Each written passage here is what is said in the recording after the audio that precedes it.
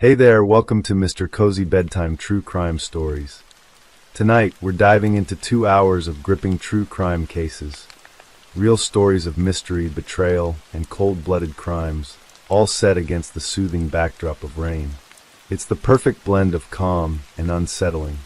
If these cases draw you in, tap that like button, share with your fellow true crime lovers, and subscribe to join our curious community. I'm always wondering, where are you tuning in from, and what time is it for you right now? Drop it in the comments below. Now settle in, and let's dig into the darkness. Story 1. There is a particular kind of ordinary that only becomes extraordinary once it is gone. The kind made of early mornings and coffee cups, of small kindnesses offered without ceremony, of a voice that holds a room together without ever demanding to. Christina Aese was that kind of ordinary. And on a Tuesday morning in March 2024, she walked out of her apartment in Vancouver, Washington, climbed into her gray Toyota RAV4, and vanished from the world as completely as if the earth had simply opened and taken her. She has not been found. Not yet. Perhaps not ever. This is her story. As much of it as the evidence, the phone records, the testimony of the people who loved her, and the silence of those who may know the truth will allow us to tell. To understand what it means that Christina Aese is missing, you must first understand who Christina Aese was. She was born in Argentina on the 26th of April, 1962, and for the first decades of her life, she built an existence there, working as a biochemist, carving out a career with the kind of methodical intelligence that would define everything she did. But Argentina, for all its beauty, could not offer her what she wanted most: comfort, stability, the room to grow. And so, in the mid-2000s, Christina made the enormous decision to leave. She arrived in the United States, speaking not a single word of English. That detail alone should stop you in your tracks. Imagine arriving in a country whose language is entirely foreign to you. Not a word of it, not a phrase, and deciding quietly and without fanfare that you would simply learn. That is what Christina did. She taught herself English from scratch. She found work as a cook in a nursing facility because that was what was available, and she did it with the same dedication she brought to everything else. When she was offered a position in medical records, she took it, and then, while working full-time, she went back to school. She earned her registered nurse degree, then her Bachelor of Science in Nursing, then a Doctor of Medical Science.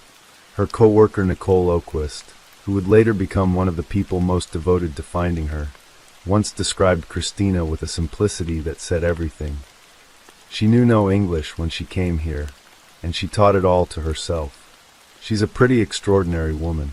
By 2024, Christina was the nursing director at the Rose Lynn Care Center in West Lynn, Oregon, a skilled care and assisted living facility where she had worked for 15 unbroken years. Not 15 years of occasional presence. 15 years without missing a single day of work. Her colleague Amy Shower called her the true epitome of a nurse, a woman who cared for her residents as though they were her own family, who never put herself above anyone, who gave her whole professional life to helping others. At home, Christina lived with her husband Anibal Diaz in an apartment at the Village at Cascade Park Complex, 501 Southeast 123rd Avenue, Vancouver. The apartment was a 35 to 40-minute drive from her workplace in West Lynn. It was a life defined by routine, responsibility, and proximity to the people she served. She was close to her sisters in Argentina, so close that she called them every single day, a small act of love sustained across thousands of miles of ocean and time. This was the life that disappeared on March 26, 2024. In hindsight, that most painful and unreliable of lenses, the weeks leading up to Christina's disappearance look very different from how they must have seemed in the moment. But in the moment, they were just small irregularities. A slightly unusual text message, a delayed arrival at the office, the kinds of things that barely register in the noise of a busy working life. On February 27, 2024, Christina sent a message to her boss approximately 20 minutes after leaving home for the day. She told him she would be late for work. On March 1st, the same thing happened. She left home at around 6:30 in the morning, and roughly 20 minutes later, texted to say she would not arrive until later. Both times, she gave no explanation. Both times, she arrived and said nothing more about it. Then, on the 5th of March, something slightly more significant occurred. Christina called her boss at 7:30 in the morning to say she would be late because she had a scheduled mammogram appointment. It was a plausible, unremarkable explanation. Medical appointments happen. Nobody questioned it, but after she disappeared, investigators dug deeper. They found that Christina did indeed have a mammogram appointment scheduled, but not until 4:30 in the afternoon. Whatever she was doing during those early morning hours on March 5th, it had nothing to do with a medical scan. Police, piecing these details together after the fact, noted something striking. The southeast Foster Road exit of Interstate 205, which leads directly to the Glenwood Park neighborhood in southeast Portland, is precisely a 20-minute drive from Christina's apartment. The timing of those morning messages, sent approximately 20 minutes after she left home, aligned almost exactly with the time it would take to reach that exit. Investigators concluded that it was likely Christina had visited the area near Glenwood Park before the day she vanished, that these early morning trips had been made in secret, hidden from both her husband and her employer. Why she was going there, and what she found there, remains one of the most haunting and unanswered questions in the case. Monday, the 25th of March, 2024, was an ordinary day by every visible measure. Christina arrived at the Rose Lynn Care Center in her usual way, what Nicole described as her happy, chipper self.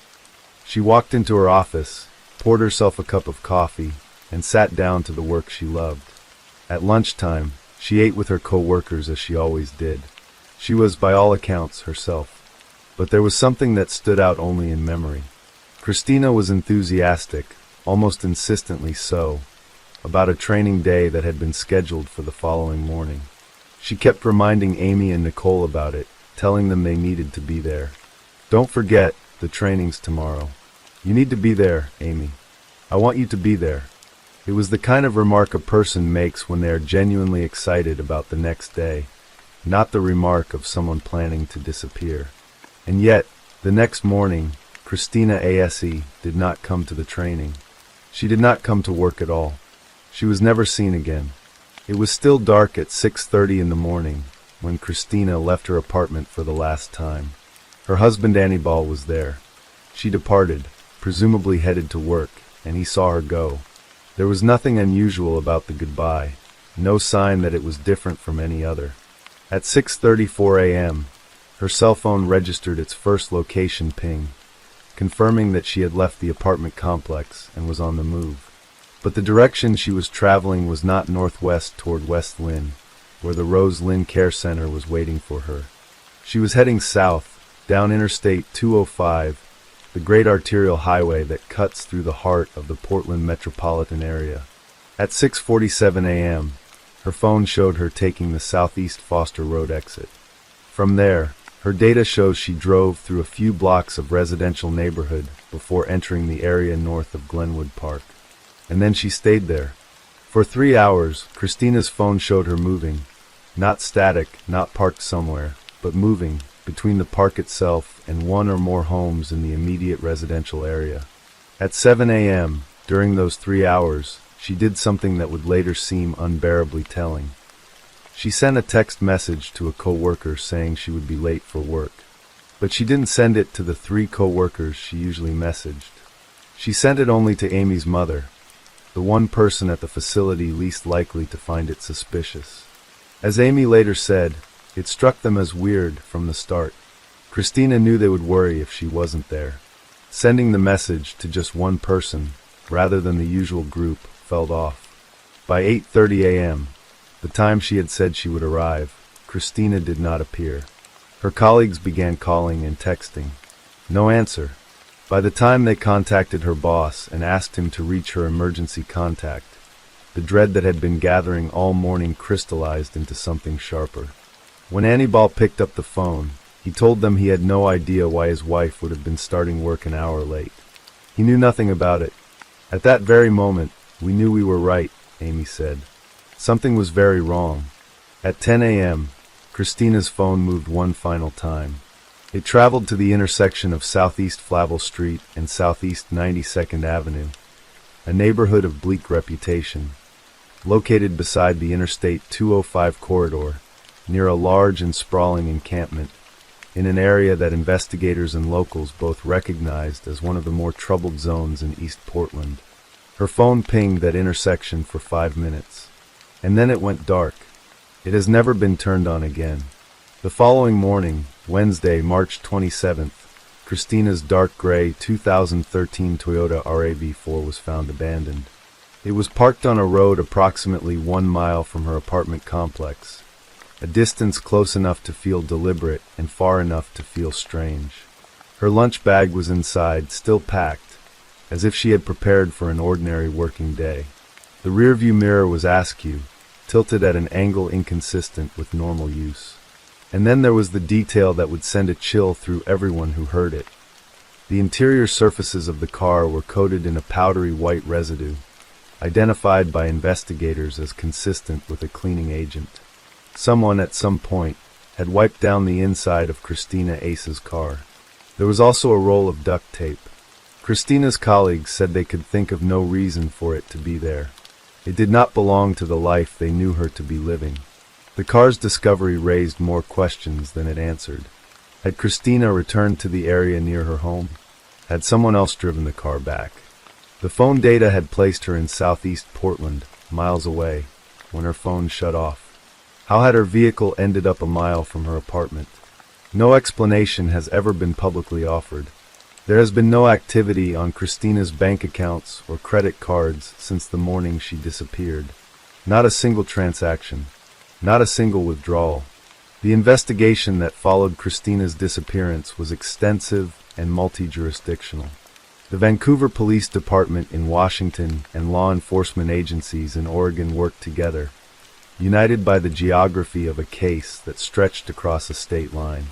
And then, as the weeks turned to months, the FBI's Seattle field office became involved. Christina's face appeared on the FBI's wanted page under missing persons. A photograph of a woman with brown-gray hair and warm eyes, standing 5 feet 8 inches tall, listed simply as missing. Investigators issued a plea to residents living within a quarter-mile of 3 specific locations: Christina's apartment, the Glenwood Park neighborhood in Southeast Portland, and the intersection of Southeast Flavel Street and 92nd Avenue, asking anyone with home security camera footage from the period of March 25th through 27th to come forward. They were looking for any glimpse, any frame, any shadow of the woman who had vanished in that corridor of road and park and encampment. Her co-workers, Amy and Nicole, refused to accept the silence. They organized search efforts. They distributed flyers, hundreds, then thousands, across Portland and Vancouver. Nicole spoke with the kind of fierce love that friends carry when the system's pace is not enough. We're never going to give up. We're going to always find a way to look for her. She deserves answers. And justice, if it's needed. Amy inquired about renting a billboard to put Christina's face before the thousands of commuters who drove the Portland highways every day. When she was told it would cost $13,000 per sign, a number far beyond what the search effort could afford, Lamar Advertising stepped in. They donated 7 billboards across the metro area. 7 windows of Christina's face staring out over the traffic, asking anyone who passed to look and remember. In April 2024, the Vancouver Police Department issued a statement that laid bare what investigators genuinely believed. There was probable cause to believe that Christina's disappearance is related to a serious crime or imminently dangerous medical emergency. It was the clearest language they would use. It was not enough to name a suspect or make an arrest, but it was the official acknowledgement of what the evidence was already suggesting, that Christina ASE had not simply walked away. Among the questions that surround this case, one stands apart, neither accusatory nor fully answerable with the information that has been made public. In the weeks following Christina's disappearance, her husband Anibal Diaz cooperated with investigators. He told police he knew nothing of Christina's secret morning trips to southeast Portland.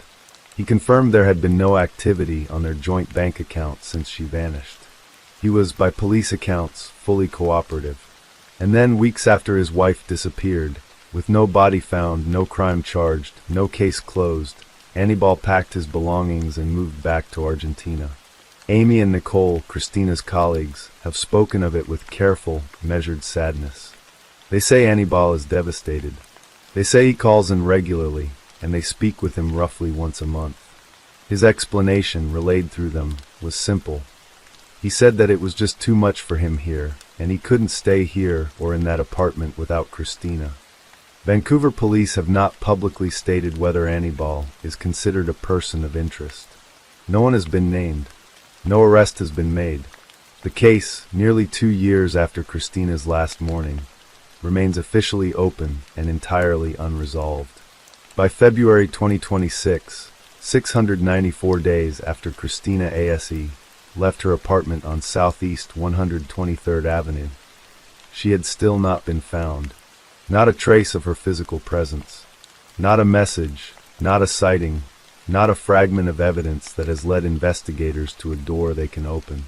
The phone, dark since 10:05 on the morning of March 26, 2024, has never been recovered. The cleaning agent on the interior of her car has never been explained publicly. The hours Christina spent moving through the Glenwood Park neighborhood have never been fully accounted for.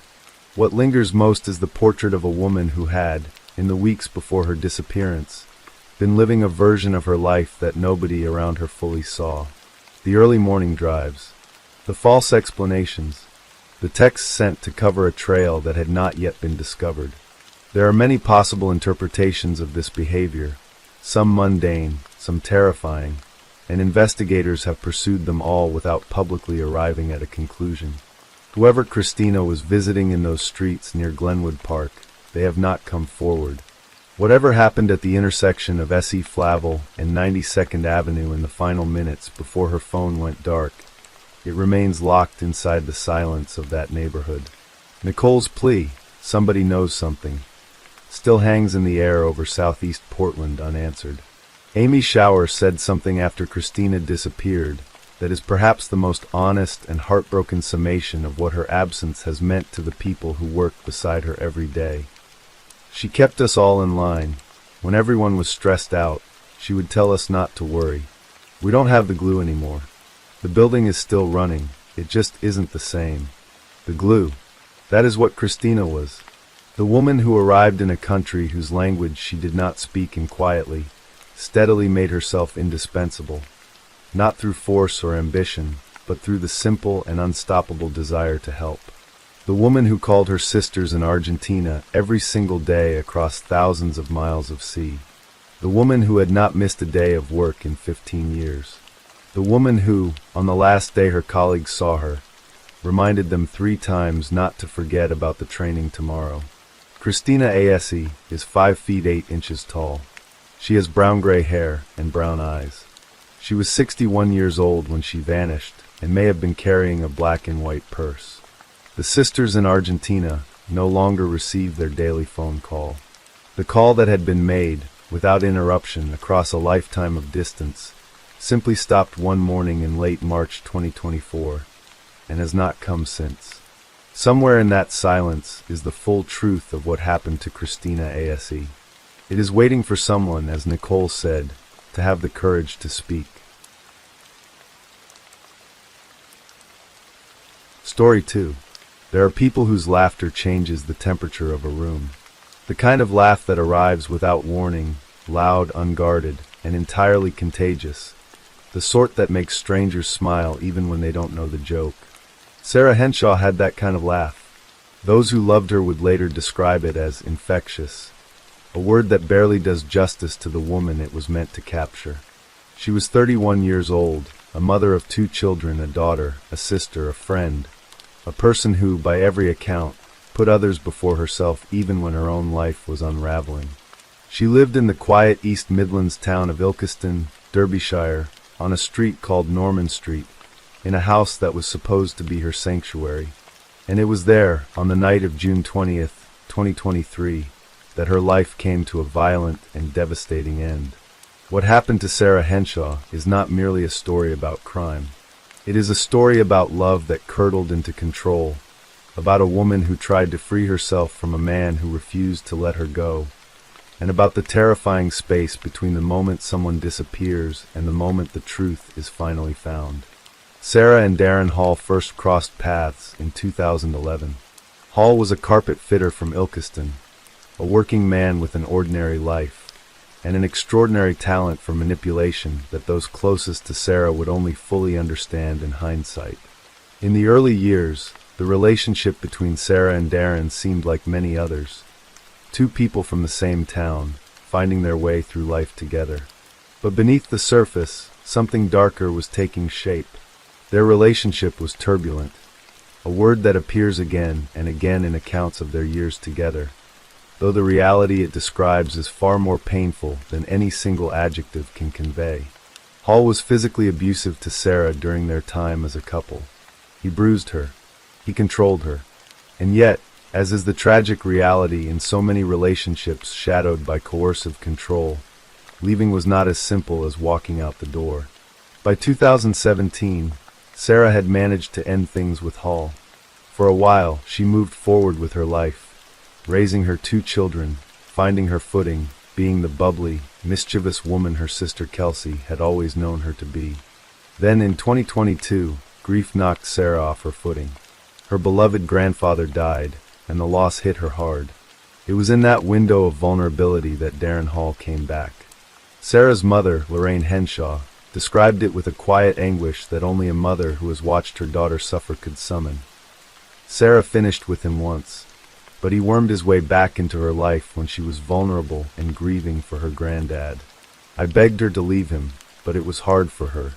He wouldn't leave her alone. That single sentence, "he wouldn't leave her alone," would prove to be not just a description of the past, but a grim prophecy of what was to come. By June 2023, Sarah had made her decision.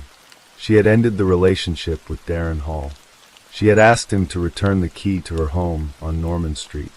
He refused. It was a small act of defiance on his part, and yet it revealed everything about who he was.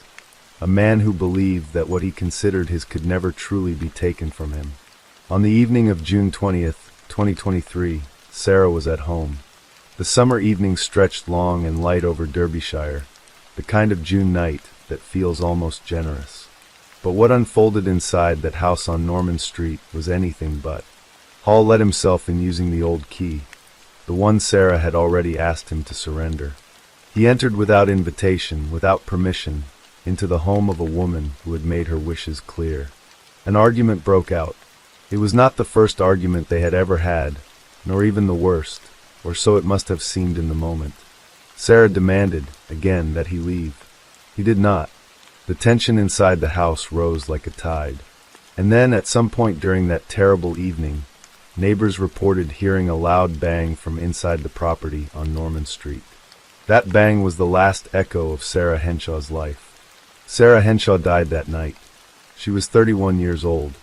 Her children were waiting for her. Her mother was a phone call away.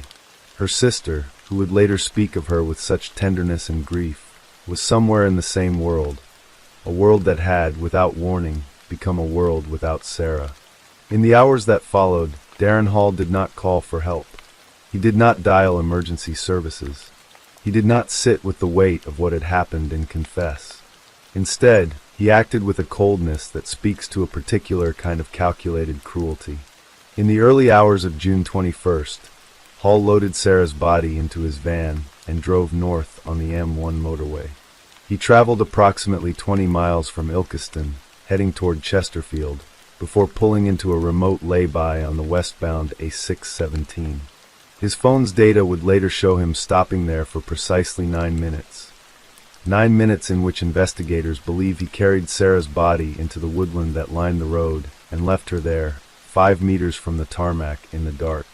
His phone's torch flickered on and off during those 9 minutes, a small and damning detail that would prove his undoing. This was a well-chosen, well-thought-out spot, hoping that she would not be found. Hall returned from that lay-by, and began the work of erasing Sarah from existence. He returned to her home and removed her dressing gown and her slippers, the most ordinary domestic of objects, and disposed of them in a local skip and at a recycling center. To the police and the court, these were not incidental acts. They were calculated efforts to destroy physical evidence, to cover the tracks of what had happened in that bedroom. And then Hall did something that illustrated, perhaps more than anything else, just how cold his thinking had become. He picked up Sarah's phone and began sending text messages to her friends, messages written in her voice, crafted to give the impression that she was alive and well, that she had simply decided to disappear for a while. He was not panicking. He was not consumed by grief or guilt. He was performing a lie methodically, message by message, buying himself time. When people around him began asking where Sarah was, Hall had his answer ready. He told friends she had walked out of the house that evening after their argument, heading to visit a friend. He said he had no idea where she had gone.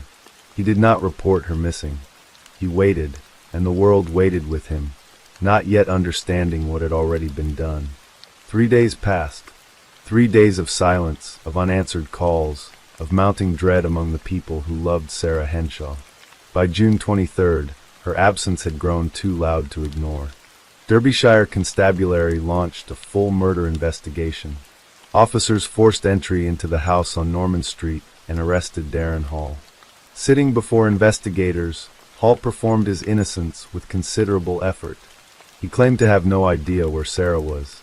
He said he hoped she was still alive. But the story he was telling had holes in it that investigators were already beginning to find. Phone data does not lie. CCTV cameras do not forget. The records of Hall's movements on the night of June 20th and the early hours of June 21st were being meticulously pieced together, and what they showed was a story entirely different from the one Hall was telling. The data placed him on the M1 heading north. It placed him at the lay-by on the A617. It showed him there for 9 minutes, and then driving back toward Ilkeston in the dark. Derbyshire Constabulary's murder investigation team directed a search unit to the lay-by on the A617. On June 25th, 5 days after Sarah had last been seen alive, investigators moved through the woodland beside that stretch of road. And there, just 5 meters from the tarmac, they found her. Sarah Henshaw's body had decomposed significantly in the summer heat. She had been discarded, as her grieving mother Lorraine would later say, like a piece of rubbish. She had been a daughter, a mother, a sister, a friend, and she had been left in woodland beside a motorway, alone, with no one to hold her hand. Darren Hall stood trial at Derby Crown Court in December 2023. The proceedings lasted 2 weeks, 2 weeks in which the jury heard the full shape of what had happened to Sarah Henshaw.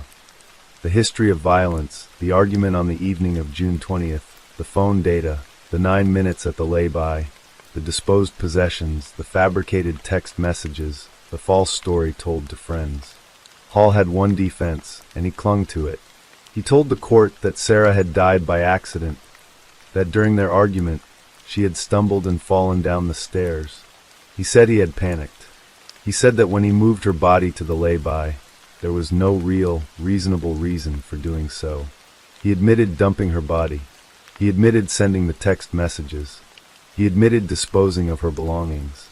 But he denied murder, insisting again and again that what had happened was a terrible accident, and that he had simply made a series of increasingly desperate decisions in its aftermath. The forensic evidence dismantled this account methodically. If Sarah had fallen down the stairs, she would have sustained injuries consistent with such a fall, broken bones, impact injuries, the kind of damage a body sustains when it strikes hard edges. The examination of her remains showed no such injuries. What it showed instead was bruising to the neck. The kind of bruising, as the court heard, that matched the width of a dressing gown cord. The kind of bruising that is consistent not with an accidental tumble, but with deliberate, sustained pressure applied to the throat. The jury listened. They heard the phone records. They heard the forensic testimony. They heard about the skip and the recycling center, about the text messages sent from a dead woman's phone, about the 9 silent minutes at a lay-by in the dark. They heard Sarah's own story, told in fragments and evidence, in the words of those who had loved her, in the quiet testimony of facts that could not be argued away. After deliberating for just over 3 hours, the jury returned a unanimous verdict. Darren Hall was guilty of murder. When the verdict was read aloud, members of Sarah's family, who had packed the public gallery throughout the 2-week trial, did something that courtrooms rarely witness. They wept, and they clapped. It was the sound of grief and justice arriving at the same moment, tangled together in the way they always are when someone is finally held accountable for taking an irreplaceable life. 4 days after the verdict, on December 19, 2023, Darren Hall appeared for sentencing via a video link from HMP Nottingham. He trembled throughout. The man who had moved through those weeks of deception with such apparent cold control was visibly shaking as he heard the words of Mr. Justice Goss. Sarah Henshaw was 31 years of age, the judge began. She was a loud, outgoing, and fun-loving person with an infectious laugh. He paused, and then delivered the verdict on what Hall had done. The harm you have done and the suffering you have caused can never be undone by any sentence of this court. He sentenced Darren Hall to life imprisonment, with a minimum term of 17 years before he could be considered for parole. Detective Inspector Maria Pleece, who had led the investigation for Derbyshire Constabulary from the very beginning, spoke outside the court with a measured solemnity that carried the weight of everything her team had endured to reach this moment. Darren Hall is a manipulative, deceiving, and dangerous individual, she said. Only 2 people know what exactly happened that night. Sarah cannot tell us, and Hall refuses to give a factual account of the events. What we can be sure of is that Sarah's life ended at his hand, that he dumped her body in the hope that she would never be found, and then fabricated a story that Sarah had simply left. Lorraine Henshaw, Sarah's mother, spoke the words that perhaps say more than any verdict ever could. All Sarah ever wanted was stability, and to settle down with a partner who loved her, she said. To me, he is a monster who committed the most evil crime a person can do. Sarah's sister Kelsey described her as bubbly and mischievous, someone who always put others first, and called Hall what the evidence had already proven him to be, a cruel, selfish man. The house on Norman Street stands still, as houses do. The lay-by on the A617 carries traffic past without ceremony, as roads do. But the people who loved Sarah Henshaw carry the shape of her absence every day. In the laughter they no longer hear, in the 2 children who grew up in the shadow of what was taken from them, in a mother who begged her daughter to leave a dangerous man, and was left to grieve when the world did not hear her warning in time. The case of Sarah Henshaw is, at its core, a case about coercive control, about the terrifying persistence of a man who believed that a key to a woman's home gave him access to her life, even after she had made her wishes clear. It is a case about the courage it takes to leave, and about how that courage is not always enough when the person you are leaving refuses to accept the word no. It is a case about the devastating gap between when a woman asks for safety and when safety finally arrives.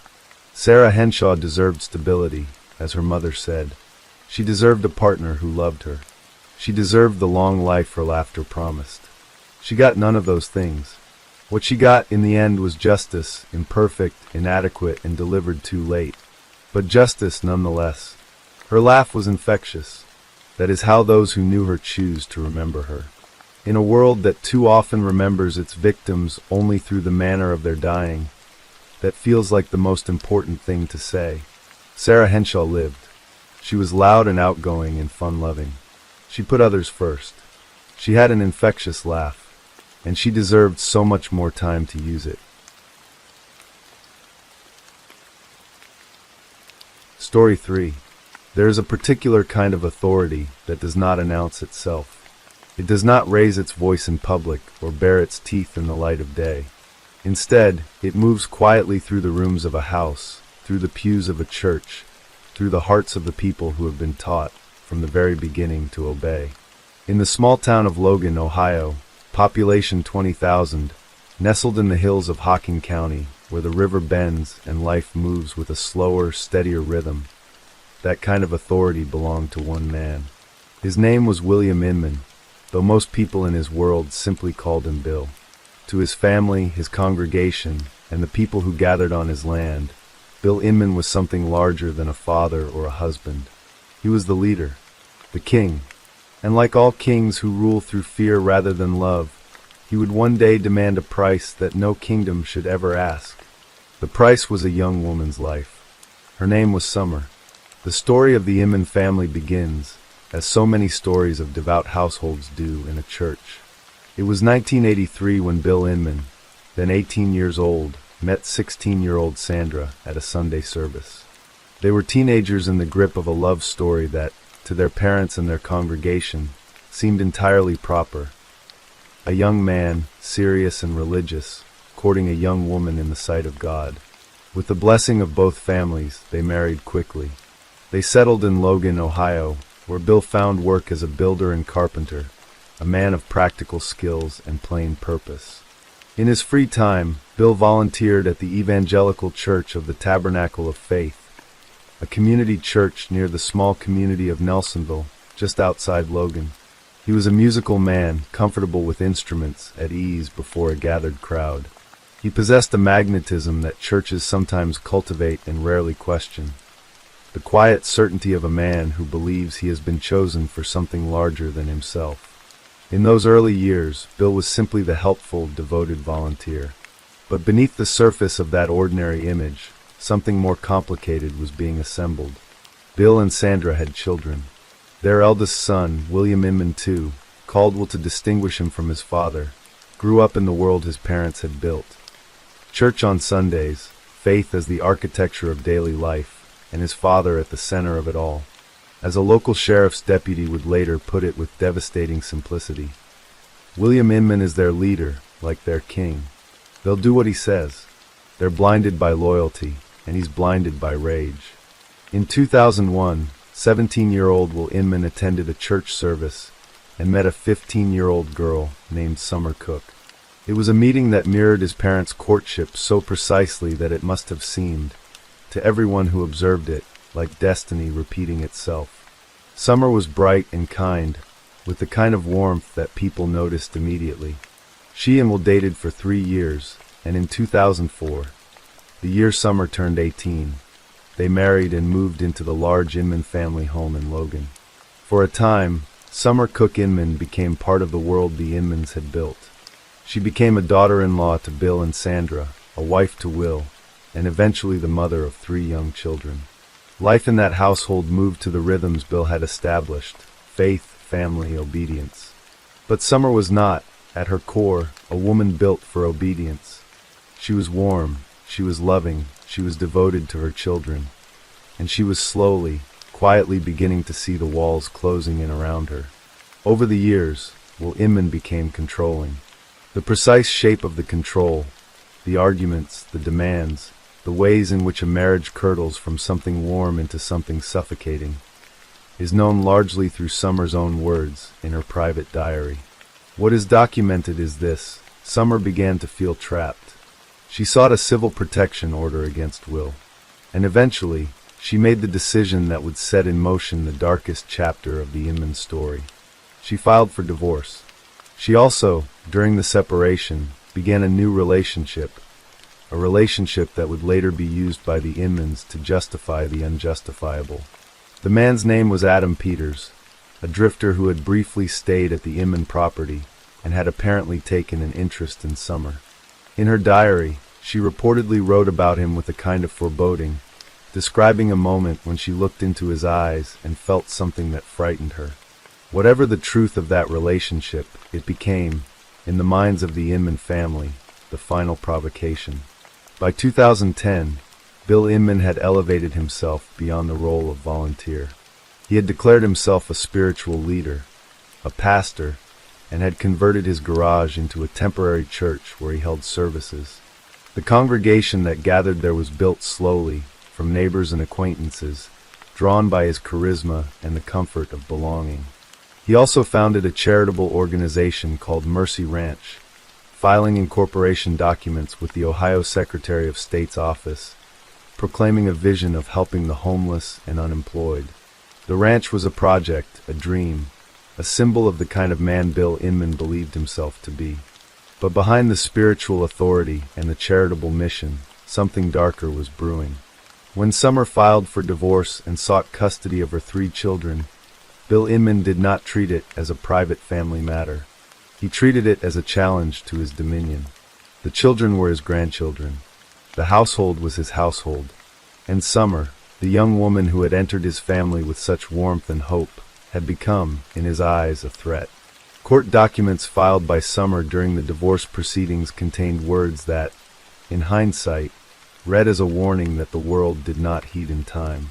She stated that her husband had threatened to kill her if she ever took the children from him. She described how his parents, Bill and Sandra, would gang up on her to pressure her to stay. The civil protection order she had been granted was a piece of paper against a family that had been conditioned for decades to answer to one authority and one alone.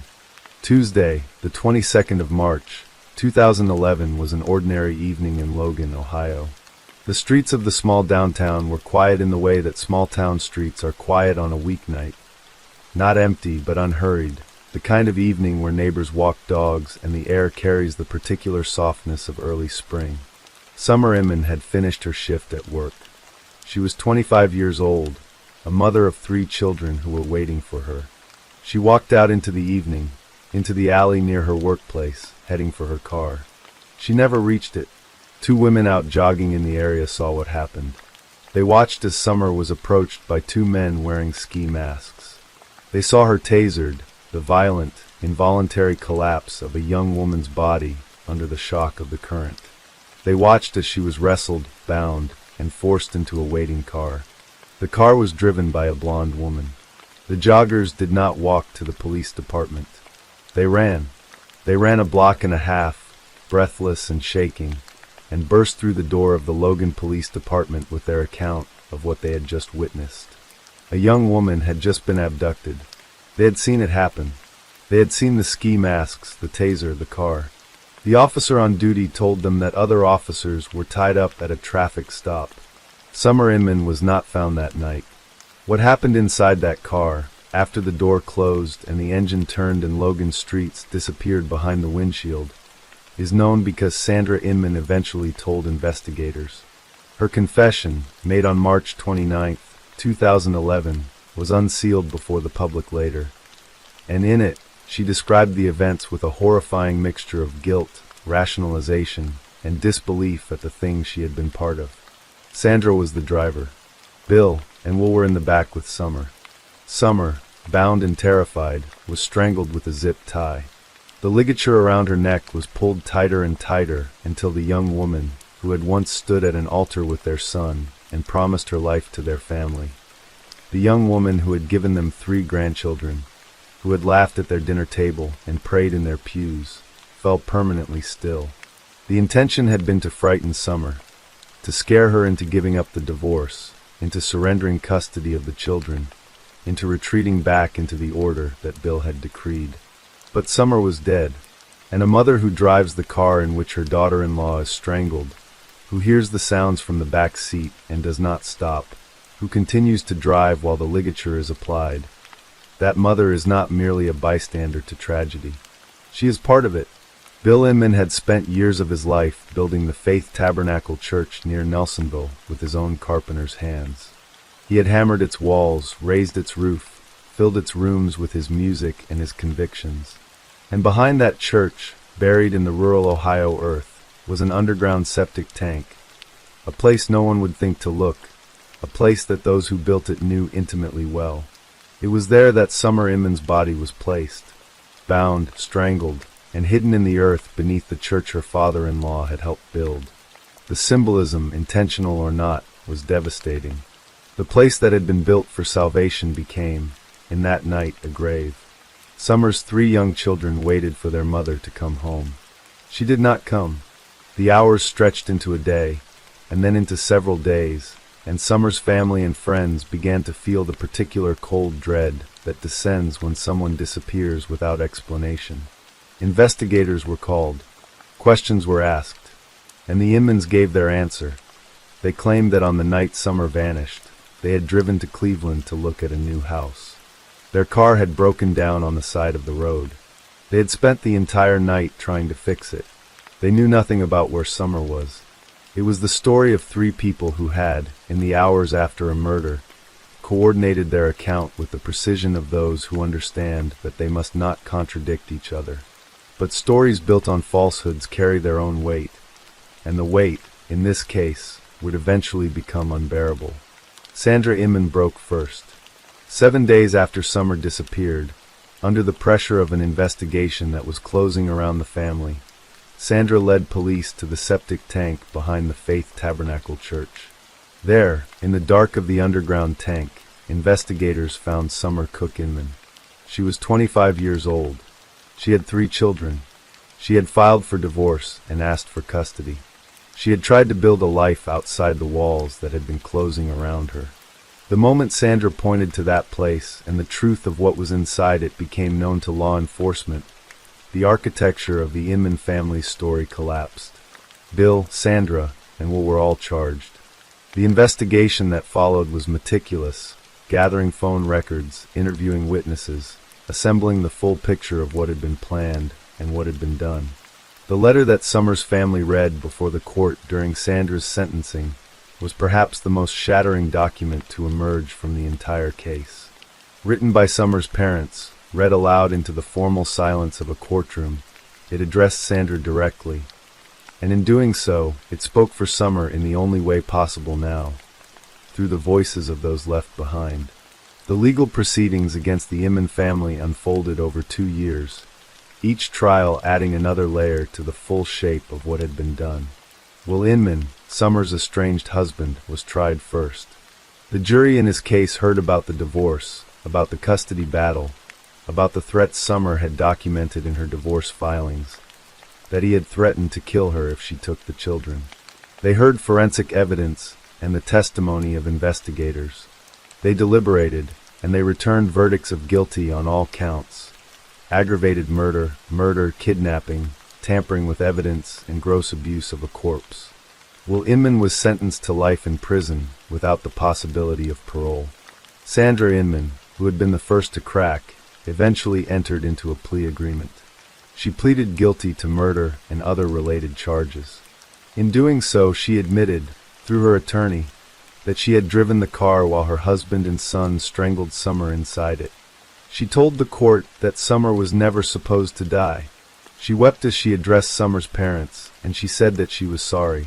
She was sentenced to life in prison with the possibility of parole after 15 years. Before her sentencing, Sandra had rejected an earlier plea deal that would have required her to testify against her husband. She had protected Bill Inman, even as she admitted her own guilt. It was a final act of the loyalty that had defined her life within that family. And it was, in its own way, a kind of tragedy within a tragedy. Bill Inman faced his trial in early 2013, and he showed in court a version of himself that was entirely different from the dignified patriarch he had always projected. He was 69 years old during the proceedings, and the weight of what the evidence was revealing seemed to manifest physically in the courtroom. He wept. He trembled. He claimed, through his defense, that he should not be held responsible for the actions that had been carried out, that perhaps it had been Will, not him, who had pulled the zip tie. The jury was not persuaded. They deliberated for 3 hours and returned a verdict of guilty on every count. The judge sentenced William Inman to life in prison without the possibility of parole. When he received the sentence, the man who had been described as the king of his household, the leader his family would follow into the darkest of places, was led away from the courtroom and into a cell from which he would never emerge as a free man. Among the many human dimensions of this case, one sits apart and demands to be acknowledged with particular care: Summer's 3 children. They were young when their mother disappeared on that March evening in 2011. They had been born into the Inman household, raised with the same values of faith and family loyalty that the adults around them had used to justify the unjustifiable. And now they were left with an absence where their mother had been, and a truth about their father and their grandparents that no child should ever have to carry. Summer's parents, who had lost their daughter to a family that had once welcomed her as a bride, found themselves raising Summer's children in her absence, or at the very least, holding the emotional pieces of those children together in a world that had been shattered by the people who were supposed to love them most. The Inman family case, in its full shape, is not simply a story about murder. It is a story about what happens when authority becomes absolute, when one person's will is treated by those around them as the final word on all things, including the lives of others. Bill Inman had spent decades building the architecture of that authority, first as a husband and father, then as a church volunteer, then as a self-proclaimed pastor and charitable founder. He had built, brick by brick, a world in which the people around him did not question. They obeyed. Sandra Inman had been inside that architecture for nearly 30 years.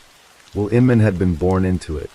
When Bill decided that summer, the woman who had dared to leave, who had dared to ask for her children and her freedom, needed to be dealt with, the family around him did not resist. Sandra drove the car. Will sat in the back seat. And behind the church that Bill had built with his own hands, in the cold dark of an Ohio spring, Summer Cook Inman was hidden away as though she had never existed. The appeals court, when it later upheld Bill Inman's conviction, noted that there was ample evidence that he had been complicit in the killing with prior calculation and design. It was a legal finding, but beneath the legal language lay the simple human truth. A man had decided that a young woman's life was worth less than his family's compliance, and he had found people willing to act on that decision. Summer Cook Inman was 25 years old when she died. She had filed for divorce not because she was careless with her family, but because she was trying to protect herself and, in doing so, protect her children. The civil protection order she had obtained, the diary entries she had written, the court documents in which she named the threats made against her, all of it speaks to a young woman who was aware of the danger she was in and was trying, through the available channels, to reach safety. Those channels failed her. The joggers who witnessed her abduction and ran to the police were turned away. The divorce proceedings moved at the pace that legal systems move, while the Inman family acted at the pace of those who believe they are above the law. Summer was gone before the full weight of the system could reach her. In the end, what remained was a courtroom, 3 convictions, and the words of Summer's parents, addressed to the woman who had sat in the driver's seat while their daughter died. "You took away a beautiful soul with love and compassion," they wrote. Simple words, but they carried the full weight of everything, of a marriage, of a family, of 3 children who would grow up without their mother's voice, and of a laugh that should have lasted decades more. Bill Inman sits in an Ohio prison cell, aging, without the possibility of release. Will Inman sits in another. Sandra Inman, who wept in court and said it was never supposed to happen, waits in hers. And in Logan, Ohio, where the river still bends and life still moves with its slower, steadier rhythm, the house where Summer Inman once lived carries its silence, and the church behind which she was hidden carries its own. Some things cannot be built back. A mother, a morning in March, the life of a 25-year-old woman who simply wanted to be free.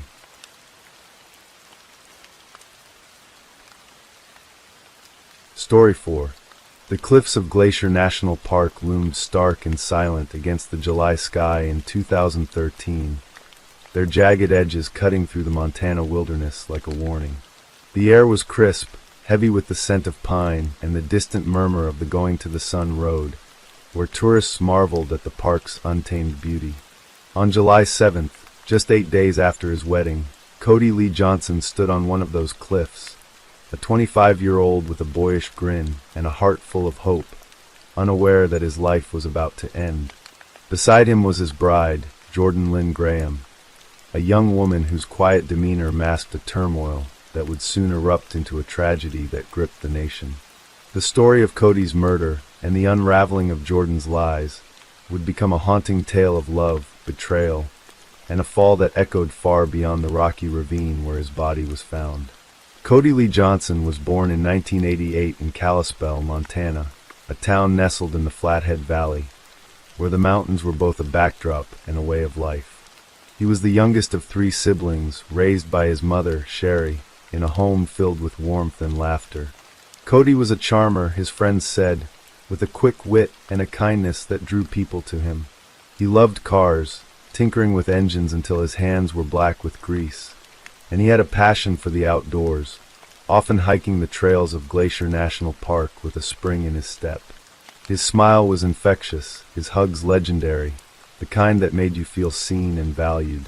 By 2013, Cody was working as a car salesman, his charisma making him a natural at the job, and he was dreaming of a future filled with adventure and family. When he met Jordan Graham, a shy 22-year-old with a love for animals and a reserved nature, he saw a partner to share that future with. Jordan was different from Cody, her personality quieter, more introspective. Raised in a religious family, she had grown up with strict Christian values, the kind that emphasized marriage as a sacred bond. She worked as a nanny, her gentle demeanor endearing her to the children she cared for, but friends described her as distant, someone who kept her emotions tightly guarded. To Cody, though, she was a puzzle worth solving. Their relationship moved quickly, fueled by Cody's enthusiasm and Jordan's quiet acquiescence. By June 2013, just a year after they started dating, Cody proposed and Jordan accepted. Their wedding, on June 29th, was a modest affair at a Kalispell community center, surrounded by family and friends. Cody beamed as he stood at the altar, his groomsman Cameron Fredrickson later recalling how he had tried to warn Cody about Jordan's aloofness. "It didn't feel right," Cameron told investigators, his voice heavy with regret. "She didn't seem happy, not like Cody was." The honeymoon phase was brief, a fleeting moment of joy overshadowed by tension. Jordan later confided to a friend via text that she was having second thoughts, the weight of marriage pressing down on her like the Montana sky before a storm. She felt trapped, she said, unsure if she was ready for the life she had promised Cody. On July 7th, 8 days after their vows, Jordan suggested a hike in Glacier National Park, a place Cody loved. She told a friend it was a surprise for him, a chance to reconnect and talk through their rocky start.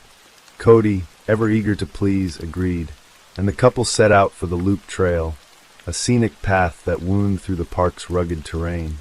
The trail was steep, flanked by cliffs that dropped hundreds of feet to the rocks below, a place where beauty and danger were intertwined. What happened next would become the heart of a mystery that unfolded over months, a story pieced together through Jordan's shifting accounts and the relentless pursuit of truth by those who loved Cody. That evening, as the sun dipped below the horizon, casting the cliffs in shadow, an argument erupted between the newlyweds. Jordan later claimed it started as a discussion about their marriage, her doubts spilling out in sharp, heated words. Cody, she said, grew angry, grabbing her arm in a moment of frustration. In her telling, she acted instinctively, pushing him away to free herself. But the push, she admitted, sent Cody over the edge of a 300-foot cliff, his body tumbling through the air to the rocky ravine below. She stood frozen, she said, the reality of what she'd done sinking in like a stone. Instead of calling for help, Jordan fled, driving the hour back to Kalispell in silence, her mind racing. Cody's body lay undiscovered, hidden in the rugged terrain, as the park's wildlife moved through the darkness around him. The next day, July 8th, Cody didn't show up for work at Kalispell's green Nissan dealership, where he was known for his punctuality. His absence raised alarms among his co-workers, particularly Cameron Fredrickson, who had been uneasy about Cody's marriage from the start. Cameron called Sherry, Cody's mother, who immediately sensed something was wrong. She contacted Jordan, expecting answers, but Jordan's response was vague, almost rehearsed. "Cody went out with friends last night," she told Sherry, her voice flat. "He said he was going to Washington to visit someone. I haven't heard from him since." Sherry's heart sank. Cody wasn't the type to disappear without a word, especially not so soon after his wedding. She pressed Jordan for details, but the answers were evasive, each one deepening her unease. By July 9th, Sherry reported Cody missing to the Flathead County Sheriff's Office, her voice trembling as she recounted his last known movements. The sheriff's office alerted Glacier National Park rangers, who began a search focused on the Loop Trail, based on a tip from Jordan that Cody loved that area. On July 10th, Jordan took a bolder step, fabricating an email from a supposed friend of Cody's named Tony. The email, sent to herself and forwarded to the police, claimed Cody had been found dead and urged authorities to call off the search. The lie was clumsy, its wording stilted, and investigators quickly grew suspicious. When pressed, Jordan doubled down, telling rangers she had found Cody's body near the Loop Trail on July 11th, claiming she had gone looking for him because it was a place he wanted to see before he died. Her story unraveled further when rangers noted the improbability of her stumbling upon the body in such a remote area without assistance. On July 12th, a search team, aided by a helicopter, recovered Cody's body from the base of a cliff below the Loop Trail. The sight was devastating, his body broken, his life extinguished in a place he had loved. The autopsy confirmed death by blunt force trauma, consistent with a fall from a great height. The discovery shifted the investigation from a missing person case to a potential homicide, with Jordan as the prime suspect. Investigators confronted her with security camera footage from the park's entrance, showing her and Cody entering together on July 7th, directly contradicting her claim that he had gone off with friends. Faced with the evidence, Jordan's facade began to crack. On July 16th, she was questioned by FBI agents, who had taken over the case due to its occurrence on federal land. Under pressure, Jordan admitted she had been with Cody on the cliff, but insisted his death was an accident, a moment of panic during an argument. "I pushed him," she said, her voice barely audible. "I didn't mean for him to die." The FBI wasn't convinced. Jordan's lies, the fabricated email, the story about Cody's supposed trip to Washington, her delayed reporting of his body, pointed to a calculated effort to cover her tracks. Prosecutors argued the act was premeditated, citing text messages Jordan sent to a friend days before the hike, expressing her unhappiness in the marriage. "I'm not sure I can do this," she had written, her words laced with dread. A friend of Cody's told investigators that Jordan had planned the hike as a surprise, canceling Cody's golf outing with friends to ensure he went with her. The prosecution painted a picture of a young woman overwhelmed by her decision to marry, unable to face the prospect of divorce due to her religious upbringing, and choosing instead a drastic, irreversible solution. Jordan was arrested on September 9, 2013, charged with first-degree murder, second-degree murder, and making false statements to authorities. The small community of Kalispell was stunned, the story dominating local news as residents grappled with the image of a young bride turned killer.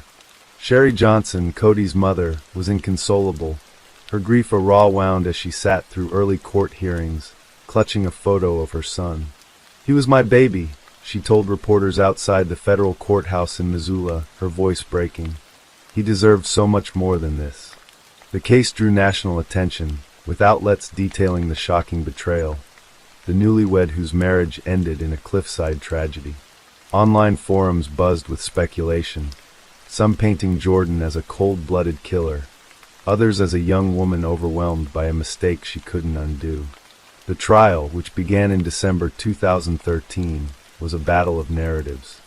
Federal prosecutors, led by Assistant U.S. Attorney Chris McLean, argued that Jordan had lured Cody to the cliff with the intent to kill him, her lies a clear sign of premeditation. They pointed to her text messages, her fabricated email, and her failure to seek help as evidence of guilt. "This was not an accident," McLean told the jury, his voice steady. "Jordan Graham planned this, executed it, and tried to cover it up." The defense, led by public defenders Michael Donahoe and Andrew Nelson, countered that Jordan was a frightened young woman who acted impulsively during a heated argument. "She didn't want Cody to die," Donahoe argued, his tone earnest. "She was scared, overwhelmed, and made a terrible mistake." Jordan took the stand, her voice trembling as she recounted the argument, insisting Cody had grabbed her first, that her push was a reflex, not a plan. "I loved him," she said, tears streaming down her face. "I never meant for this to happen." The courtroom was a study in contrasts, Jordan, small and pale, her eyes downcast, and the memory of Cody, vibrant and full of life, evoked through photos and testimony from his family and friends. Sherry's testimony was particularly wrenching, her words painting a picture of a son who had been her anchor, her joy. "He was so excited to be married," she said, her voice cracking. "He thought Jordan was his forever."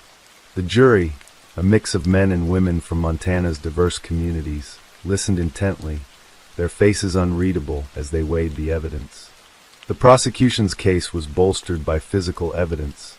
The security footage, the text messages, the lack of defensive wounds on Cody's body, suggesting he hadn't expected the push. The defense leaned heavily on Jordan's emotional state, arguing that her lies were the product of panic, not malice. On December 12, 2013, as the trial neared its end, Jordan made a surprising move. She entered a guilty plea to second-degree murder as part of a deal with prosecutors, who agreed to drop the first-degree murder charge and the false statements count. The plea came just before the jury was set to deliberate, a decision that stunned observers and left Sherry reeling. In the courtroom, U.S. District Judge Donald Malloy pressed Jordan to explain what happened. She stood, her voice barely above a whisper, and admitted to pushing Cody with reckless disregard for his life. "We were arguing, and it got out of hand," she said, her hands trembling. "I pushed him and he fell." Malloy accepted the plea, scheduling sentencing for March 2014, but the admission did little to ease the pain in the courtroom. Sherry broke down, her sobs echoing as she left the courthouse, clutching a friend for support. The sentencing hearing on March 27, 2014, was a moment of reckoning. Jordan, dressed in a simple gray sweater, stood before Judge Malloy, her face pale but composed. Prosecutors argued for a harsh sentence, citing the deliberate nature of her actions and the devastation left in her wake. "Cody Johnson's life was stolen," McLean said, his voice firm. "Jordan Graham not only took his life but tried to erase his memory with lies." The defense pleaded for leniency, emphasizing Jordan's lack of criminal history and her remorse. "She is not a monster," Donahoe said. "She is a young woman who made a terrible mistake." Malloy, a seasoned judge known for his fairness, listened carefully before delivering his verdict. He sentenced Jordan to 30 years in federal prison without parole, a punishment that reflected the gravity of her crime and the betrayal of a marriage just 8 days old. "You had choices," Malloy told her, his voice stern but measured. "You chose the path that led to this tragedy."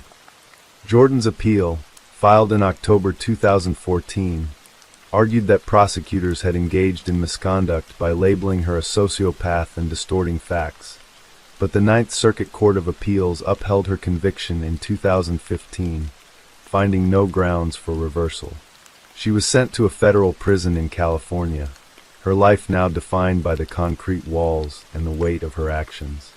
For Sherry and Cody's family, the sentence offered little solace. They mourned not just Cody's death, but the future he would never have, the children he might have raised, the dreams he might have chased. Friends gathered at memorials, sharing stories of Cody's love for cars, his infectious laugh, his unwavering loyalty. He gave the best hugs. One friend said at a vigil, tears in her eyes. You could feel how much he cared. The case left a lasting mark on Kalispell, a town unaccustomed to such high-profile tragedy.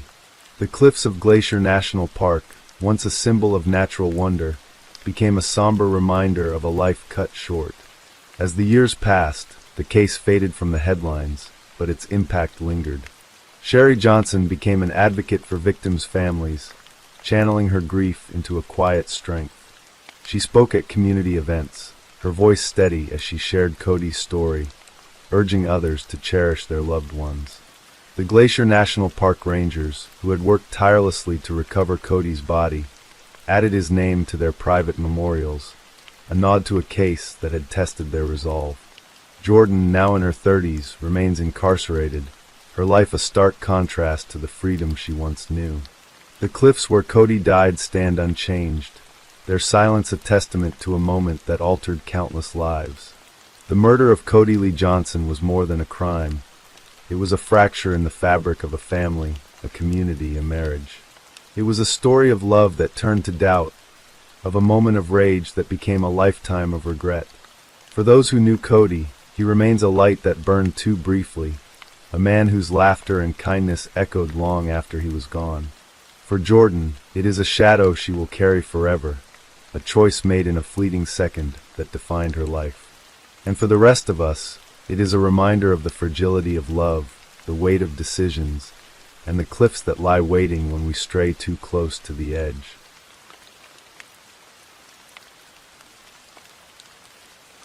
Story 5. The neighborhood of Belle Haven sits on the waterfront edge of Greenwich, Connecticut, folded behind a private gate that separates it from the rest of the world as deliberately as a page separates two chapters of a book. It is a place of manicured lawns and long driveways, of old money and gracious houses, where autumn arrives in curtains of gold and red that make even ordinary afternoons feel cinematic. In October 1975, Belle Haven was, by its own measure, the kind of place where nothing terrible was supposed to happen. It was the kind of place people moved to precisely because terrible things happened elsewhere, not here, not behind the gate, not among these neighbors, not in the quiet, familiar streets where the children all knew each other's names. Martha Moxley was 15 years old, and she was happy. She was the kind of teenager who filled a room with energy, not with noise, but with a warmth that people noticed and gravitated toward. She had moved to Belle Haven with her family the previous year, and in the way of confident, friendly teenagers, she had made friends quickly. She was popular, outgoing, and pretty, with long blonde hair and a diary she kept faithfully, filling its pages with the daily observations and feelings of a girl fully engaged in her own adolescence. Her parents, David and Dorothy Moxley, and her older brother John, had built a comfortable, loving life in their home on Walsh Lane. Martha was, in every sense, the girl next door, the one parents hoped their children would befriend, the one who made the neighborhood feel warm and alive. Directly across the street from the Moxley home lived the Skakel family, in a large house that operated by its own rules. Rushton Skakel Sr. was a wealthy man whose wife had died of a brain tumor earlier that year, leaving him with 7 children to raise in varying states of grief and disorder. The Skakel household was, by the accounts of nearly everyone who spent time there, an extraordinary contrast to most homes in Belle Haven. The children largely looked after themselves. The adults were often absent or distracted. Alcohol was freely available. Friends and acquaintances drifted in and out at all hours. It was chaotic in the way that a house without a mother's hand can become chaotic, loud and unsupervised, full of teenagers doing things teenagers do when no one is watching closely enough. Among the Skakel children, 2 in particular had a pronounced interest in Martha Moxley. Thomas Skakel, who was 17, was the first, older, more physically assured, one of the last people Martha was seen spending time with on the final night of her life. His younger brother Michael, who was 15 like Martha, was the second, and his feelings toward her were perhaps more complicated. Martha had written about both brothers in her diary. She wrote about Michael. He kept telling me that I was leading Tom on. Michael jumps to conclusions. She added, I really have to stop going over there. She wrote it, but she did not act on it. On the night of October 30th, 1975, she went over there. The night before Halloween was known in Belle Haven as Mischief Night, a tradition in which neighborhood teenagers gathered to roam the streets, throw eggs, and generally embrace the mild anarchy of the season. Martha Moxley had gone over to the Skakel house to hang out with the group of kids who had assembled there. There were several teenagers present, the Skakel siblings, Martha, and various other neighborhood friends. What happened in the hours that followed has been reconstructed through the memories of witnesses, Martha's diary, police reports, and decades of legal proceedings, but no account has ever been fully, irreversibly confirmed. What is known is this. At some point in the evening, witnesses saw Martha and Thomas Skakel engaged in a romantic encounter in a car in the Skakel driveway. At some point after that, the group began to thin. At some point between 9:30 and 10 o'clock in the evening, Martha Moxley was murdered. She was beaten with a golf club. Not once, not twice. She was struck repeatedly, with a force that speaks to either rage or desperation or both. The club shattered from the violence of the blows. When it broke, Her attacker used the jagged, broken shaft to stab her through the neck. Her body was dragged from the spot near the driveway where the attack had begun and pulled beneath a pine tree at the back of the Moxley property, a distance of some 50 or 60 feet, leaving a trail in the grass that investigators would examine in the morning. The golf club was found nearby, along with fragments of the shaft. A partial handle was found separately. There was no witness who came forward. No one in Bellhaven, behind the gate, in the neighborhood where nothing terrible was supposed to happen, had heard or seen anything, or admitted that they had. On the afternoon of October 31st, 1975, Halloween, Martha's friends grew concerned when she did not appear. She had been expected. She had not come home the night before, and no one had checked until it was too late. Helen IX and a friend were looking for her when they found her. 15 years old, lying beneath the pine tree in her own yard, battered beyond what the minds of her friends could process in the first cold seconds of finding her. Helen 9 ran screaming. Dorothy Moxley's life changed on a Halloween afternoon with a phone call that no parent should ever receive while she was out shopping for candy. She came home to find her daughter's body beneath a tree she could see from her own window. In the years that followed, the long, grinding, grief-soaked years during which the case gathered dust and the killer remained free, Dorothy Moxley would become one of the most tenacious and visible advocates for her daughter's memory. She would not let Martha be forgotten. She would not let the case be quietly set aside. The golf club was traced quickly. It came from a set belonging to the Skakel family, specifically to their mother Anne, who had died. The set had been purchased years earlier and had been kept at the Skakel house. This detail placed the murder weapon directly in the hands of a family whose members were among the last people to see Martha alive. It should have been the beginning of a direct line to an arrest. Instead, it was the beginning of 27 years of obstruction, privilege, and silence.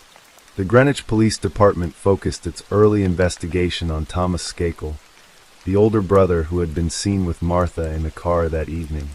Thomas was questioned repeatedly in the years that followed. He gave shifting, inconsistent accounts of where he was and what he had done on the night of October 30th. He admitted to the encounter with Martha in the car. He denied killing her. And then the Skakel family did something that has served as a symbol of wealth and privilege ever since. They hired a prominent attorney who instructed Thomas, and indeed the entire family, not to speak further with police. The Skakels were not simply a wealthy Greenwich family. They were connected, by blood and by marriage, to the most powerful political dynasty in modern American history. Rushton Skakel's sister Ethel was married to Robert F. Kennedy. The Skakels were Kennedys by extension, part of a constellation of power that made investigators tread carefully, that made witnesses hesitant, and that allowed years to pass without a single arrest in a case that had an identified murder weapon traced to a specific address. Whether the Kennedy connection directly impeded justice is a question that observers have debated for decades. What is indisputable is that the case went cold, and it stayed cold for more than 2 decades. Martha Moxley's murder became a ghost story, not in the supernatural sense, but in the way that unsolved crimes haunt communities, always present in the background, always unresolved, always generating a quiet, nagging unease among the people who know that something terrible happened and that no one has been held to account for it. Greenwich went on. Bellhaven went on. The Skakel family went on. Martha Moxley lay in her grave without justice. It was a writer, not a detective, who broke the case back open. Mark Fuhrman, the former Los Angeles police officer, published a book in 1998 called Murder in Greenwich. Fuhrman had conducted his own investigation into the Moxley case and concluded publicly that the primary suspect was not Thomas Skakel, as police had long focused upon, but his younger brother Michael. Fuhrman's theory centered on jealousy, Michael's fury at watching Martha pursue a romantic connection with his brother Thomas rather than with him. The book drew public attention back to the case with a force that the Greenwich Police Department's quiet, continued investigation had not. Around the same time, another piece of evidence surfaced from an unexpected direction. Dominic Dunn, the Vanity Fair writer and true crime chronicler, had been covering the Moxley case for years. Through his reporting, attention was drawn to statements that Michael Skakel had allegedly made to classmates at the Elon School in Maine, a troubled teen facility where he had been sent in 1978, 3 years after the murder. Students at Elon later told investigators that Michael had, in the environment of that school's confrontation therapy sessions, made statements that suggested he knew more about Martha Moxley's death than an innocent person should. The specific content of what he said varied in the telling, but the common thread was damning. The combination of Furman's book, Dunn's reporting, and the relentless advocacy of Dorothy Moxley eventually prompted State's Attorney Jonathan Benedict to convene a grand jury investigation in 1998. An 18-month hearing followed, and on January 19, 2000, Michael Skakel, now 40 years old, a man who had grown up and grown old while Martha Moxley's murder remained unpunished, was indicted for murder. He surrendered to police and was released on bail. The question of what court would try him became the first major legal battle. Because Michael Skakel had been 15 at the time of the murder, his attorneys argued that he should be tried in juvenile court, where the consequences would be dramatically less severe than in adult court. The state of Connecticut argued that the severity of the crime and the passage of time made adult court appropriate. After extended legal proceedings, a judge ruled in 2002 that Michael Skakel would be tried as an adult. His trial began on May 7, 2002, in Norwalk, Connecticut, 27 years after Martha Moxley was found beneath a pine tree in her own yard. Michael Skakel was now 41 years old. The case against him was almost entirely circumstantial. There was no DNA evidence connecting him to the crime, no eyewitness who had seen him strike the blows, no confession that had been cleanly and unambiguously recorded. What the prosecution had were witness accounts of statements Michael had allegedly made over the years, Martha's diary entries documenting his jealousy and erratic behavior, and a timeline that investigators argued placed him at the scene. One piece of evidence in particular haunted the courtroom. Michael had engaged a ghostwriter named Richard Hoffman to help him produce a book about his perspective on the case. The conversations between them had been recorded on microcassette tapes.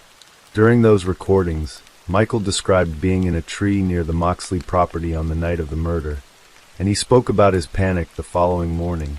Afraid, he said, that someone might have seen him there in the tree the night before and jumped to conclusions. Prosecutors argued that his fear of being seen, combined with his acknowledged presence at the scene and his history of violent jealousy toward Martha, formed the architecture of guilt. The defense argued that an innocent man could have panicked too, that being near the tree did not make him the killer. There were also witnesses, former Elon School students, who testified about the statements Michael had allegedly made during group therapy sessions in Maine. The defense attacked their credibility, arguing that recovered memories from confrontational therapy environments were unreliable, that the witnesses had embellished or misremembered over 2.5 decades, and that the prosecution was asking the jury to convict a man of murder on the basis of what teenagers had allegedly said to each other in a troubled youth facility in the 1970s. The jury deliberated. On June 7, 2002, they returned their verdict, guilty of murder in the first degree. Michael Skakel was sentenced to 20 years to life in prison.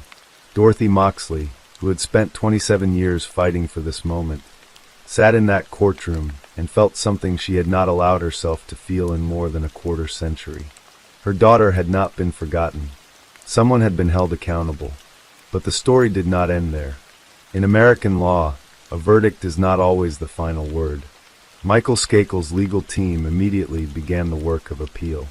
Over the years that followed, he argued multiple grounds for overturning his conviction, among them that the statute of limitations had expired, that he should have been tried as a juvenile, and ultimately, in 2013, that his trial attorney Michael Sherman had provided ineffective legal counsel by failing to pursue an alibi witness whose name Skakel had provided.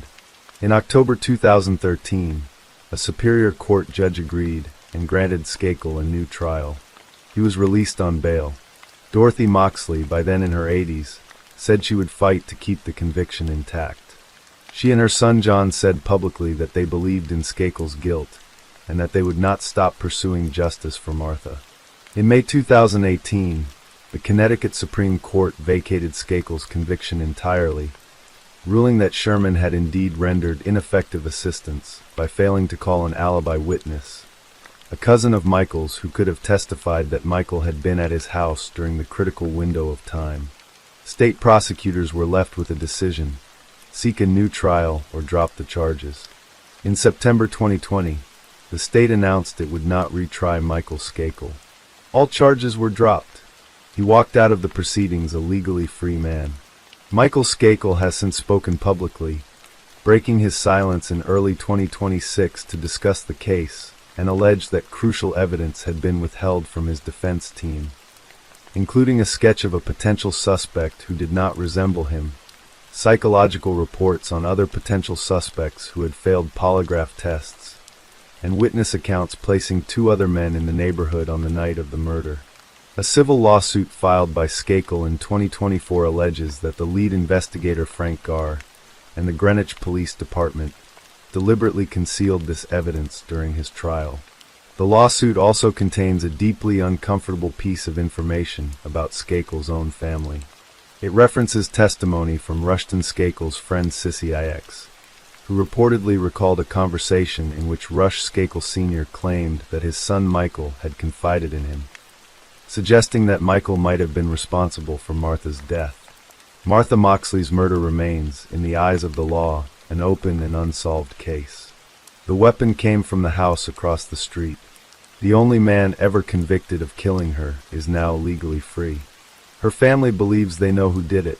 His family and his legal team maintain his innocence with equal conviction. 50 years on from the night before Halloween in 1975, the truth about what happened in Belhaven lives somewhere in the darkness between competing certainties, in the gap between what can be proven and what is known, in the space that justice, imperfect, human, fallible, was never quite able to fully close. Dorothy Moxley died in April 2024 at the age of 86. She had spent nearly half a century fighting for her daughter. She wore Martha's photograph close to her for all of those years, and she never stopped saying her name. Whether she died at peace, believing that somewhere in the legal chaos justice had touched the right person, or whether she carried the weight of uncertainty all the way to the end, is a question only she could have answered. What is beyond question is this. On the night before Halloween in 1975, a 15-year-old girl with her whole life ahead of her walked across the street to her neighbor's house and never came home. She was found beneath a pine tree on a Halloween morning, in the yard of the family she loved, in the neighborhood that was supposed to be safe. Her killer struck her with a golf club until the club broke, and then used the broken pieces to finish what rage had started. And for 50 years, the quiet, exclusive streets of Belhaven, Connecticut have carried that crime in their memory. Not as history, not as something resolved, but as an open wound that power and privilege and the passage of time have never fully healed. Martha Moxley deserved better. She deserved all the years she never got. Story 6. The sun hung low over the rolling hills of rural Wisconsin, casting a golden hue across the fields that stretched out from the small town of Eau Claire. It was a place where everyone knew each other, where neighbors waved from porches and the rhythm of life moved slowly, punctuated by the hum of tractors and the chatter of Friday night football games. But beneath this idyllic surface, a darkness was brewing in the summer of 2024, one that would shatter the town's quiet existence and draw the eyes of the nation to a single name, Taylor Ponaski. Taylor was 22, with a lean frame and a mop of dark hair that often fell into his eyes. To those who knew him, he was a young man of contradictions, charming yet reserved, quick with a joke but prone to brooding silences. He'd grown up in Eau Claire, the kind of kid who'd spent his childhood racing bikes down dirt roads and sneaking into the local cinema with friends. His mother, Diane, worked as a cashier at the local grocery store, her hands always smelling faintly of the citrus cleaner she used at home. His father had left when Taylor was 6, a hazy memory of a man with rough hands and a voice like gravel. Taylor had been raised on Diane's modest income, in a small house filled with second-hand furniture and the faint hum of a box fan in the summer. He was bright, teachers said, but restless, his mind always seeming to wander to places no one could follow. By his late teens, Taylor had started to change. Friends noticed he'd become distant, his laughter less frequent, his eyes carrying a weight they couldn't quite place. He worked odd jobs, construction, landscaping, anything that paid cash, but never seemed to settle. He'd show up to work with dark circles under his eyes, his clothes rumpled, as if he hadn't slept. To some, he was just another restless soul in a small town, trying to find his place. To others, he was a young man teetering on the edge of something dangerous. His high school girlfriend, Amanda Klein, later told police he'd been intense, his moods swinging from playful to sullen in a heartbeat. He'd talk about how nobody understood him, she said, her voice soft with the weight of memory. Like he was carrying some secret hurt he couldn't let go of. It was July 14th, 2024, when the first ripples of trouble disturbed Eau Claire's calm. The air was thick with humidity that evening, the kind that clung to your skin and made every breath feel heavy. At the edge of town, in a modest ranch-style home on Birch Street, the Peterson family was settling in for the night. Mark Peterson, a 45-year-old mechanic with grease-stained hands and a laugh that filled a room, was sprawled on the couch, a beer in hand, watching a Brewers game. His wife, Laura, a nurse at Sacred Heart Hospital, was in the kitchen, humming softly as she washed dishes, her blonde hair pulled back in a loose ponytail. Their daughter, Emily, 16 and full of dreams of studying marine biology at a college far from Wisconsin's fields, was upstairs in her room, texting friends about a summer party planned for the weekend. The house smelled of Laura's lasagna, the remnants of dinner still warm on the stove. It was an ordinary night, unremarkable in its simplicity, until it wasn't. Around 9:30 p.m., a sharp crack split the air, a sound like a firecracker but louder, more final. Laura froze, her hands submerged in soapy water, her heart suddenly racing. Mark sat up, his beer forgotten, his eyes darting to the window. "What the hell was that?" he muttered, rising to his feet. Before he could move, another sound followed, a scream, high-pitched and raw, cutting through the stillness. It was Emily. Mark bolted up the stairs, his work boots thumping against the hardwood, Laura close behind, her dish towel still clutched in one hand.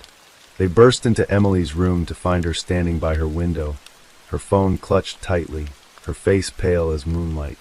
"Someone's out there," she whispered, her voice trembling. "I saw him. He had a gun." Mark pulled Emily away from the window, his hands shaking as he dialed 911. Laura peered out into the darkness, her breath catching at the sight of the backyard, bathed in the dim glow of the porch light. The garden, where she'd spent hours planting tomatoes and marigolds, looked untouched, but the air felt heavy with an unspoken threat. Within minutes, police sirens wailed in the distance, their red and blue lights painting the quiet street in frantic hues. Officers fanned out across the Peterson property, flashlights sweeping the darkness. In the backyard, they found footprints in the soft earth near the garden, leading toward a cluster of trees that bordered the property. A single 9mm shell casing glinted in the grass, its brass surface catching the beam of a flashlight. The Petersons were shaken but unharmed, and the police initially chalked it up to a possible prank gone wrong. A stray shot from a hunter, perhaps, or a teenager messing around. But Emily's description of the figure she'd seen lingered in the officers' minds. A young man, tall and thin, wearing a dark hoodie, his face obscured by shadow. The next morning, Eau Claire buzzed with speculation. Word of the incident spread quickly, fueled by coffee shop gossip and posts on local X pages. At the Main Street diner, where retirees sipped coffee and swapped stories, the talk was of little else. "Probably just kids," said one man, stirring sugar into his mug. "Kids don't carry guns," countered another, her voice low. The town wasn't used to this kind of thing. Gunshots in the night, shadowy figures lurking in backyards. It felt like a violation, a crack in the foundation of their safe little world. Parents kept a closer eye on their children, and porch lights stayed on longer than usual. 2 days later, on July 16th, the unease turned to outright fear. At a gas station on the outskirts of town, a clerk named Sarah Mitchell was closing up for the night. Sarah was 28, a single mother with a quick smile and a knack for remembering her regulars' orders. Coffee with 2 creams for Mr. Larson, a pack of Marlboros for Jenny from the hair salon. She lived for her 6-year-old daughter, Lily, whose drawings covered the fridge in their small apartment. That night, Sarah was locking the front door of the gas station, her keys jangling in the quiet, when a figure approached from the darkness. He wore a dark hoodie, his face hidden, and before Sarah could react, he raised a handgun and fired twice. The bullets tore through her abdomen, and she collapsed, blood pooling beneath her on the cold pavement. The figure fled into the night, his footsteps swallowed by the hum of distant traffic. A passerby, a truck driver stopping for gas, found her minutes later, her pulse faint but still there. He called 911, his hands trembling as he pressed his jacket against her wounds. Sarah was rushed to Sacred Heart Hospital, where Laura Peterson, working the night shift, helped stabilize her in the ER. The town reeled as news of the attack spread. Police cordoned off the gas station, yellow tape fluttering in the summer breeze. Detectives interviewed witnesses, but no one had gotten a clear look at the shooter. Surveillance footage from the gas station showed a grainy image of a tall, slender figure in dark clothing, but the hood and poor lighting made identification impossible. The local news ran stories about the shooting, and posts on X began to speculate about a connection to the Peterson incident. "Same guy has to be," one user wrote. "Eau Claire's got a problem," posted another. Parents kept their kids indoors after dark, and the once lively streets grew quiet as dusk fell. Detective Karen Walsh, a 20-year veteran of the Eau Claire Police Department, was assigned to lead the investigation. Karen was 48, with sharp blue eyes and a reputation for dogged persistence. Her office was a clutter of case files and coffee cups, a photo of her teenage son, Ethan, tucked into the corner of her desk. She'd seen her share of petty crimes, bar fights, shoplifting, the occasional drug bust, but nothing like this. The randomness of the attacks, the lack of motive, gnawed at her.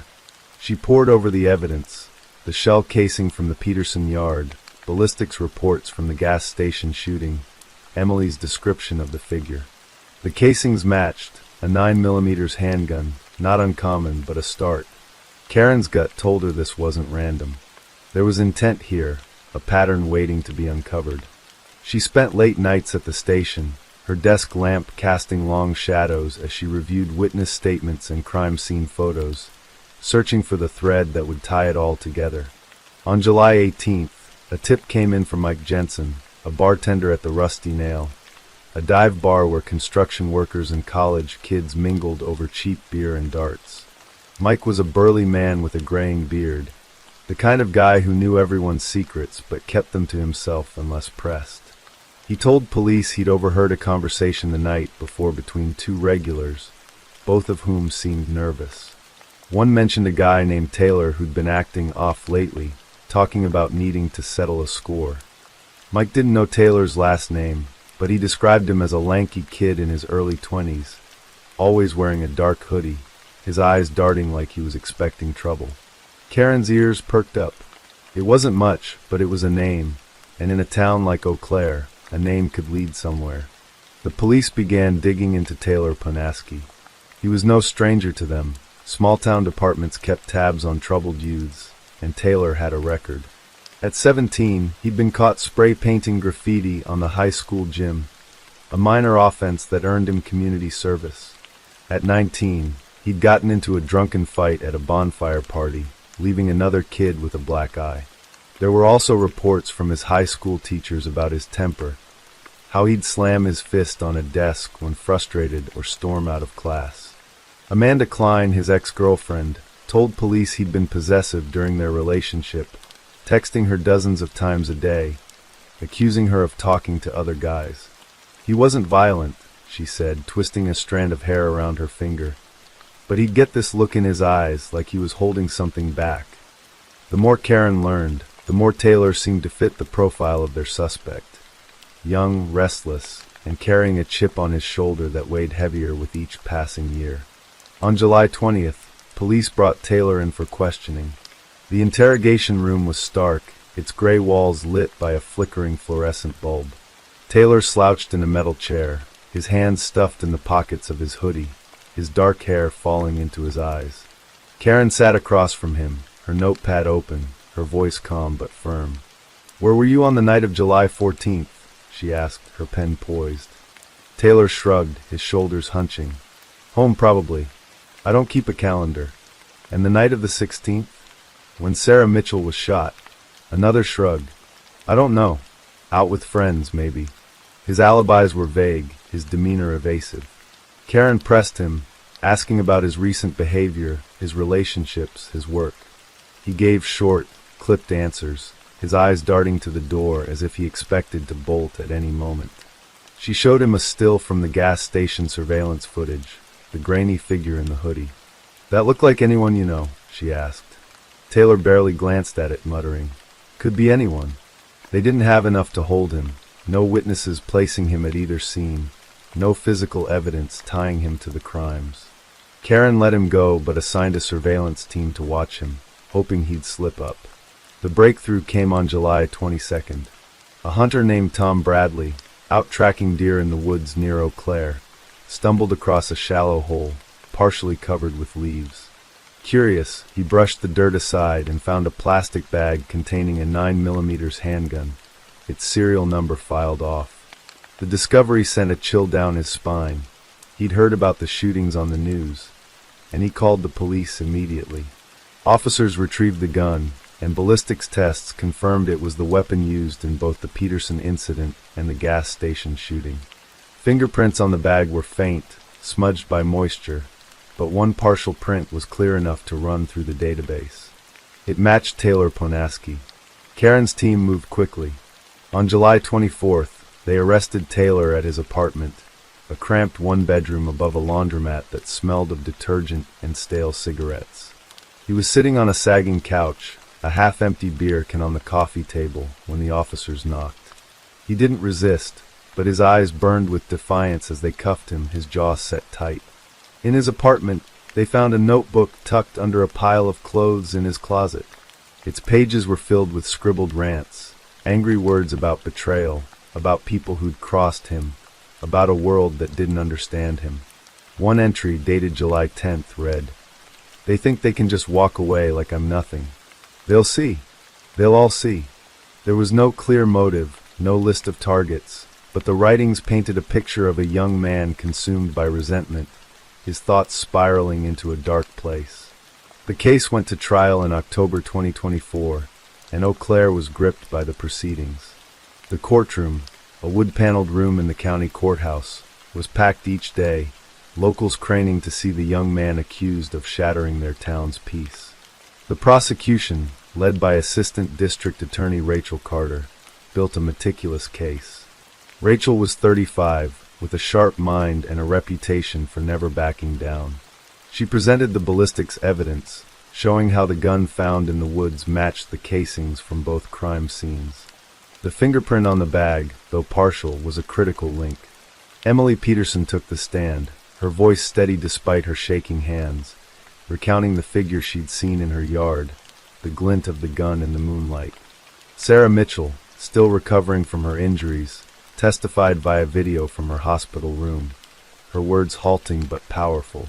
She didn't recognize Taylor, but her description of the shooter, tall, thin, hooded, matched him perfectly. Taylor's defense attorney, Michael Voss, was a seasoned public defender with a knack for finding cracks in the prosecution's case. He argued that the evidence was circumstantial. The fingerprint was partial, he said, and could have been left on the bag at any time. The gun's ownership was unproven. Anyone could have buried it in the woods. He painted Taylor as a troubled young man, yes, but not a killer. "This is a kid who's had a rough life," Voss told the jury, his voice earnest. "No father, a mother working 2 jobs, a town that never gave him a chance to be more than the screw-up they labeled him as." He called witnesses who vouched for Taylor's character, friends who said he'd helped them move furniture or given them rides, a former boss who called him reliable. But the notebook was hard to explain away. When Rachel read aloud one passage, "They'll all pay for what they did to me. Every last 1 inch, A hush fell over the courtroom, the words hanging heavy in the air. The trial lasted 3 weeks, each day a battle of narratives. Was Taylor a cold-blooded predator, targeting innocent people to satisfy some twisted grudge? Or was he a misunderstood kid, caught in a web of bad luck and a town too quick to judge? The jury, a mix of farmers, teachers, and retirees, listened intently, their faces unreadable. On the final day, as closing arguments wrapped, Rachel stood before them, her voice steady. "This isn't about whether Taylor Ponaski had a hard life," she said. "It's about the choices he made. He chose to pick up a gun. He chose to fire it. He chose to hurt people who'd done nothing to him." Voss countered, urging the jury to look at the gaps in the evidence, the lack of a clear motive. "Don't let fear rush you to judgment," he said. "This town wants someone to blame, but make sure it's the right someone." The jury deliberated for 2 days, the longest 48 hours Eau Claire had seen in years. On October 28th, they returned with a verdict: guilty on all counts, including attempted murder for the Peterson incident and aggravated assault for the attack on Sarah Mitchell. The courtroom was silent as the foreman read the verdict, Taylor's face impassive, his hands clasped tightly in his lap. On December 12, 2024, Judge Margaret Ellis sentenced him to 25 years in prison, with the possibility of parole after 15. "Your actions caused pain and fear in this community," she said, her voice firm but not unkind. "I hope you use this time to reflect on what you've done." Eau Claire tried to move on, but the scars remained. Sarah Mitchell returned to work at the gas station, her smile a little dimmer, her eyes always scanning the parking lot at closing time. She'd started therapy, trying to make sense of the night that had changed her life. The Petersons installed a security system, its blinking red light a constant reminder of their brush with danger. Emily stopped texting friends late at night, her dreams of leaving town now tinged with a caution she hadn't known before. At the Rusty Nail, Mike Jensen poured drinks and listened to the locals' theories, shaking his head at how close evil had come to their quiet town. Karen Walsh closed the case file but couldn't shake the feeling that something deeper drove Taylor's actions, something they'd never fully understand. She'd seen the notebook, the rage in his words, but there were no names, no specific grievances. Was it a breakup, a betrayal, a lifetime of feeling invisible? She'd never know, and maybe that was the hardest part. She went home each night to Ethan, grateful for his laughter, for the normalcy of their life, but the case lingered in her mind like a shadow. In his cell at Dodge Correctional Institution, Taylor sat quietly, his hoodie replaced by a gray prison jumpsuit. He didn't talk much to the other inmates, didn't write letters home. His mother visited once a month, her eyes red from crying, but their conversations were short, stilted. Late at night, when the prison was still, Taylor would stare at the ceiling, his mind replaying the summer of 2024. The anger was still there, simmering beneath the surface, but now it was joined by something new. Regret, heavy and unrelenting, like a stone in his chest. He'd think about Sarah Mitchell, about the fear in Emily Peterson's eyes, about the town he'd turned against him. He didn't know why he'd done it, not really. The reasons had seemed so clear in the heat of those summer nights, but now they slipped through his fingers like smoke. Eau Claire would never be the same, its innocence chipped away by a young man who, for reasons he could never fully articulate, had turned his pain into violence.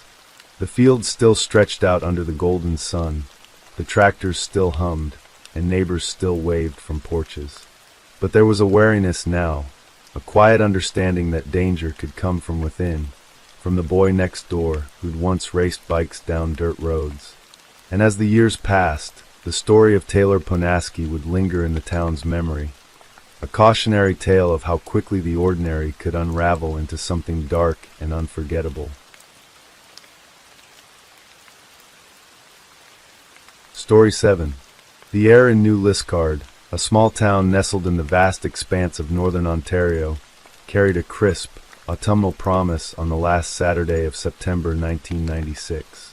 It was a place where the stillness of the boreal forest seeped into the quiet streets, a community of around 11,000 souls bound together by familiarity and a shared sense of security. Doors were often left unlocked, and children played outside until the streetlights flickered on, their parents confident in the town's gentle embrace. In this peaceful cocoon lived Melanie Nadia Ethier, a 15-year-old girl on the cusp of womanhood, her spirit as bright and vibrant as the fall foliage beginning to paint the landscape. Melanie, known as Mel to her friends, was the kind of daughter every parent dreams of. Born on Christmas Day 1980, she was a gift to her mother, Celine, who raised her as a single parent with unwavering devotion. Melanie's father, a man from Botswana whom Celine had met while he was attending a mining school, had returned to Africa before she was born, leaving a void Melanie sometimes pondered, but which never diminished her sunny disposition. She was an honors student at École Secondaire Catholique Sainte-Marie, a responsible and diligent young woman who already had her future mapped out. She would become a teacher and work with children. This was no idle dream. Melanie was already living a version of it, working at the Garderie Richelieu, the daycare attached to her high school. She was the first to arrive in the morning to set up and the last to leave in the evening, her days filled with the laughter and demands of small children who adored her. She was particularly devoted to her younger sister, Jessie, who was just 5 years old. To Jessie, Melanie was more than a sister. She was a second mother, a constant source of comfort and fun. Melanie was one of only 3 black girls in New Liscard, a distinction that made her noticeable in the predominantly white community. She stood 5 feet 5 inches, with a slender build, warm brown eyes, and long, black hair she often wore in intricate braids and extensions. Her friends described her as having a lovely personality, the salt of the earth. She loved roller skating, ballet, and Highland dancing, and her favorite song was Tracy Chapman's "Give Me One Reason." She was a typical teenager, but with an uncommon maturity and a deep well of kindness. On the morning of Saturday, September 28, 1996, Melanie began her day with a visit to the home of Sylvie Chartrand, her mother's best friend. Sylvie's partner, Dennis Levier, and his son were supposedly out of town on a fishing trip, so it was just the women and Sylvie's young daughter, Stephanie. The visit was ordinary, filled with easy chatter, though Melanie became momentarily upset when she broke a fingernail, a small, teenage frustration that Sylvie later thought might have been magnified by the family's recent financial strains. Their car was broken, and the phone line had been disconnected the day before due to an unpaid bill. Leaving the Chartrand home, Melanie headed downtown. At a bus stop outside the public library, she serendipitously ran into her best friend, who promptly abandoned her homework to join her. Their afternoon unfolded in a series of simple, happy moments. They had lunch at Pizza, where Melanie talked excitedly about her dream of one day volunteering in Botswana, the distant homeland of the father she'd never met. They shopped for ingredients, a cake pan, frosting, and candy hearts, for a special birthday cake Melanie planned to bake for her grandmother the next day. The town was small, and their cheerful progress through its streets was noted by many who knew them. As the afternoon light began to fade, the 2 girls met up with a group of friends. Melanie's boyfriend of 3 weeks, Neil Fortier, and their pals Dave Bromley, Jay Denham, and Ryan Chatwin. Neil would later recall that Melanie was in a good mood, her laughter echoing in the cool evening air. The group decided to rent a movie. Around 9 p.m., they picked out the action film Sudden Death and headed to Melanie's house to watch it. When they arrived, Celine was visiting with her own parents in the living room. She gently vetoed the idea of the teenagers crowding into Melanie's messy bedroom, so the group had to find an alternative. Their search for a place to watch the movie led them to the home of Ryan Chatwin on Pine Avenue, a modest house just a 10 or 12-minute walk, about 6 blocks, from Melanie's own home on Church Street. Ryan's parents were home, but retired to their bedroom, leaving the teenagers to themselves in the basement. They settled in to watch the film, the group's dynamic easy and familiar. Investigators would later confirm that no alcohol or drugs were consumed that night. It was just a quiet evening among friends. As the night deepened, the group began to dwindle. Dave Bromley had already left to make his curfew. Sometime between 12:30 a.m. and 1 a.m., Jay Denham headed home. Melanie's best friend left around the same time, needing to catch a ride to her home in the nearby town of Haylabury. As she walked away from the Pine Avenue house, a chill crept into the air that had nothing to do with the late hour. A white or light-colored car, possibly a Chevrolet Monte Carlo, slowed and seemed to follow her, its occupants, two young men, she thought, assessing her in the darkness. Unnerved, she broke into a run, not stopping until she reached the relative safety of the well-lit Armstrong Street Bridge. The encounter was fleeting, but left a residue of fear. She never saw the car again.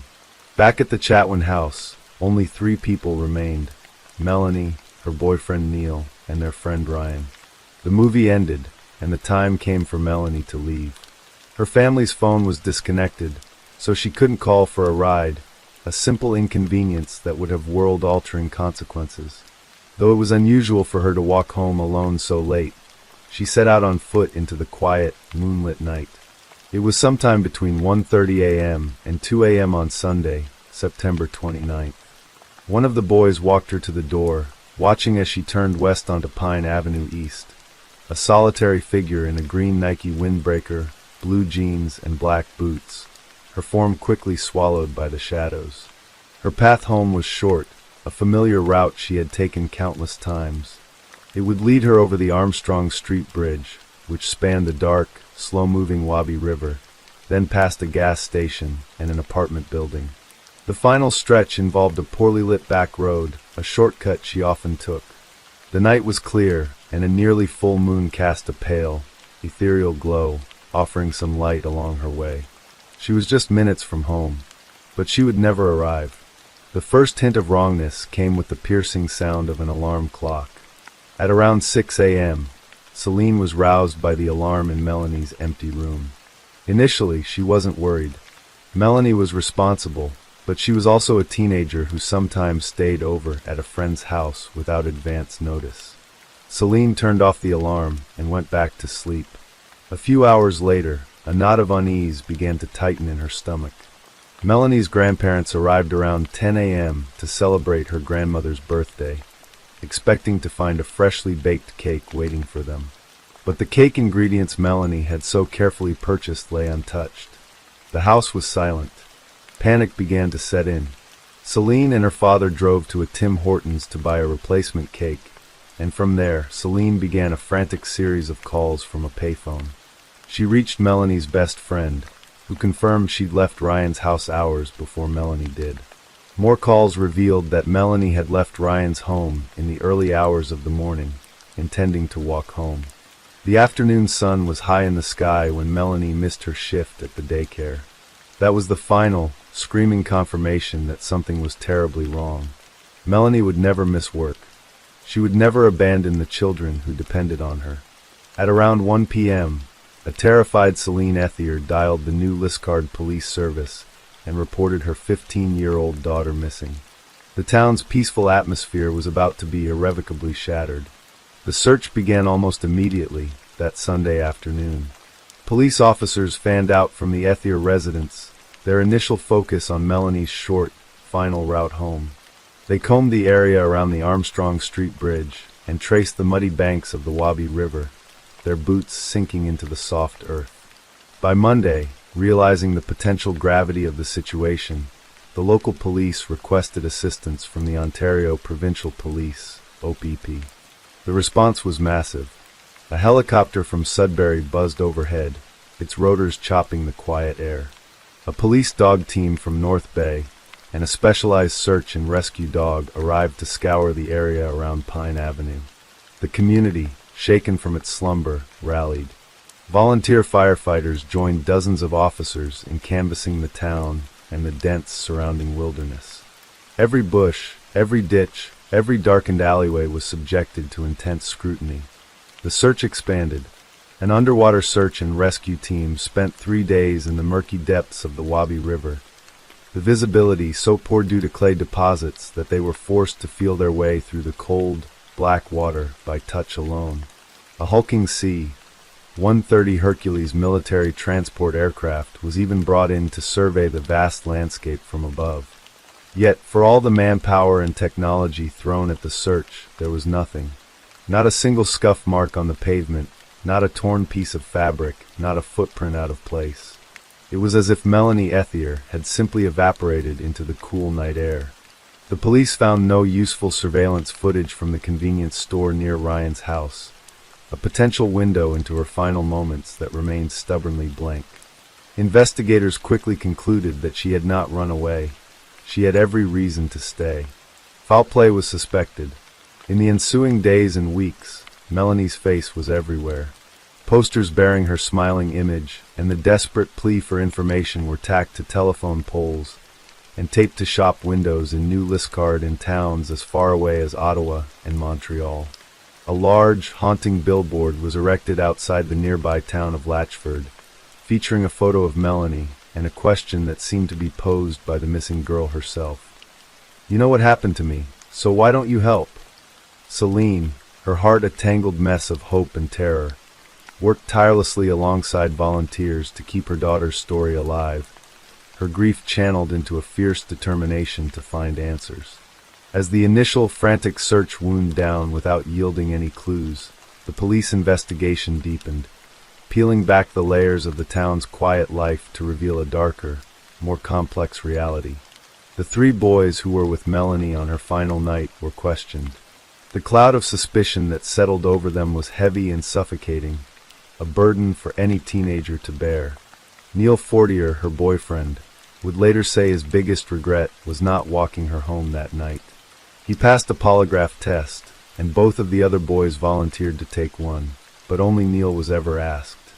For years, they would endure whispers and accusations from some in the community, a cruel consequence of being the last to see her alive. Celine Ethier, however, never blamed them, always maintaining her belief that they were innocent and simply unfortunate witnesses to the prelude of a tragedy. The investigation soon turned to the strange vehicular encounters on the night Melanie vanished. The first was the car that had spooked Melanie's best friend. The second, and perhaps more ominous, involved a different vehicle and another of Melanie's friends, a girl named Samaya Benchabi. Earlier that Saturday evening, while walking her large dog not far from the Ethier home, Samaya was approached by a large, rusted, windowless white delivery van. Two unkempt men in their 30s or 40s asked her for directions. The encounter made her deeply uncomfortable, a feeling amplified when her dog began barking aggressively at the men. She quickly excused herself, and the van drove off.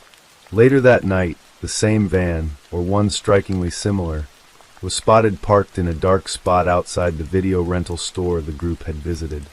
A man matching the description of one of the van's occupants entered the store around 10:30 p.m.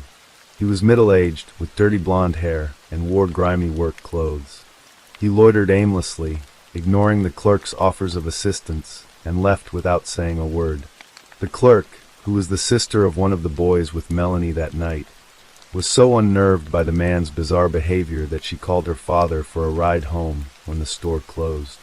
In a shocking oversight, the police would not formally question this clerk about the incident until 2020, 24 years after Melanie disappeared. As years turned into a decade, and then two, the case grew colder, but it never completely froze. The OPP kept the file active, and tips continued to trickle in. Witnesses came forward with fragmented, belated memories. In 2010, the public learned of a couple who had been driving across the Armstrong Street Bridge on the night of the disappearance. They had seen a young girl, walking alone but seemingly untroubled on the bridge's sidewalk. They didn't report it until a year or two later when they saw Melanie's photo. Another witness claimed to have seen something more sinister from the back seat of a car around 1:45 a.m. A girl on the bridge being cornered by two young men and forced into a small sedan that then sped away. And in 2019, a woman who lived near Pine Avenue came forward with a story that sent a chill down investigators' spines. She told them that around 1:45 a.m. on that fateful night, she had been awoken by a girl's terrified screams. Peeking from her window, she saw three silhouettes running down the street in the darkness. While these leads were pursued, a much darker and more personal theory began to take shape, one centered not on a random predator, but on a man who was part of the family's innermost circle, Dennis Levier. Denis Levier was the longtime partner of Celine's best friend, Sylvie Chartrand. To the outside world, he was a familiar presence, a man who had known Melanie for years. But behind this facade was a deeply disturbed individual. On the weekend Melanie vanished, Levier claimed he was on a fishing trip with his brother and son, an alibi that would later crumble under scrutiny, shifting to a motocross event in North Bay. His story was a moving target, impossible to pin down. On the afternoon of September 29th, with the search for Melanie just beginning, Levier joined the effort, even borrowing a friend's dog to offer its services to the police. But his behavior was strange, unsettling. 3 days into the search, he made a chilling comment to Melanie's grandmother. He remarked that whoever had taken Melanie must have been very strong, as she knew self-defense. To prove his point, he showed the grandmother deep, angry scratches on his arms, claiming Melanie had made them while they were play fighting. Celine's blood ran cold when she heard this. According to Levier's own alibi, he had been out of town since the Friday before Melanie vanished and only returned after she was reported missing. There was no possible time for them to have play fought. The scratches, which others noted looked fresh, were a glaring inconsistency.